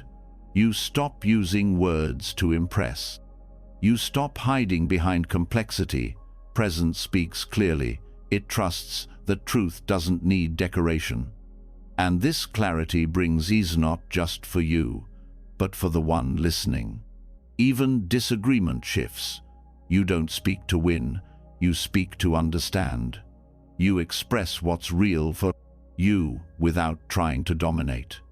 You hold your truth gently, allowing it to meet someone else's without needing to erase theirs. This doesn't mean you never challenge, but your challenge comes from care, not conquest. When you practice mindful speech, silence becomes less threatening. You no longer feel the need to fill every pause. You trust the quiet to speak on its own. Sometimes what's most honest is nothing. Sometimes what heals most is space. And this practice ripples out. In relationships, words become bridges, not because you say everything right, but because you're present when you speak. People feel that. They feel when they're being spoken to rather than at. They feel when words are alive, not scripted. This presence creates safety, trust, openness. It also changes how you speak to yourself. That inner voice softens. It becomes less cruel, less impatient. You hear the habits of self-judgment, and you pause. You choose words that support rather than punish. You stop lying to yourself in subtle ways. You speak inwardly as you would to someone you care for. In time, speaking becomes sacred, not because every word is profound, but because every word is chosen with care. You stop misusing the gift of language. You speak less often, but more honestly. You stop shouting into the world. You start offering something real. This is not about being perfect. You will still misspeak. You will still slip into habit. But now you notice. You feel the residue of unconscious speech, and you return, again and again. Not to be right, but to be real. You begin to feel when a word is ripe, when the moment is calling for it, and when it isn't. You speak, not to control the world, but to meet it, not to impress, but to reveal, not to fill silence, but to honor it. Speech becomes a form of meditation, each sentence an extension of attention, each pause an act of trust, each conversation a chance to wake up. You realize that language is not separate from presence, it's one of its most delicate forms. And in this way, the tongue is unbound, not silenced, not tamed, but freed, to speak truth, to carry care, to reflect presence in a world that often forgets. This is right speech, not as rule, but as rhythm, not as duty, but as devotion, a way of meeting each moment with the fullness of your being, one word at a time. You've now walked gently through the full arc of presence, through silence, breath, movement, stillness, thought, discomfort, repetition, sleep, sound, and even the dreamscape itself. You've seen how presence isn't something you chase or something you earn. It's what's always here, underneath the noise, behind the craving, beyond the words. It, 39. The space that holds your pain without panic, your joy without clinging, your breath without effort. From the quiet wisdom of monks in forests, to the soft edge of sleep, to the still point between footsteps or sentences, you, 39. We've seen that presence isn't a place you visit. It, 39, the home you forgot you were already living in. And now, as your body drifts toward sleep, let this be the final teaching. You don't have to fix anything before resting. You don't have to reach for a better moment. Nothing more is needed. This breath is enough. This stillness is complete. You are already here. If any part of this journey spoke to you, even one phrase, one pause, one breath, leave a comment below and share which moment stayed with you. That's your presence in motion. That's your echo of now. And if you want to keep walking this path together softly, slowly, with honesty and warmth, subscribe to the channel. More presence is waiting, and you don't have to find it alone. Sleep well, friend. You're home.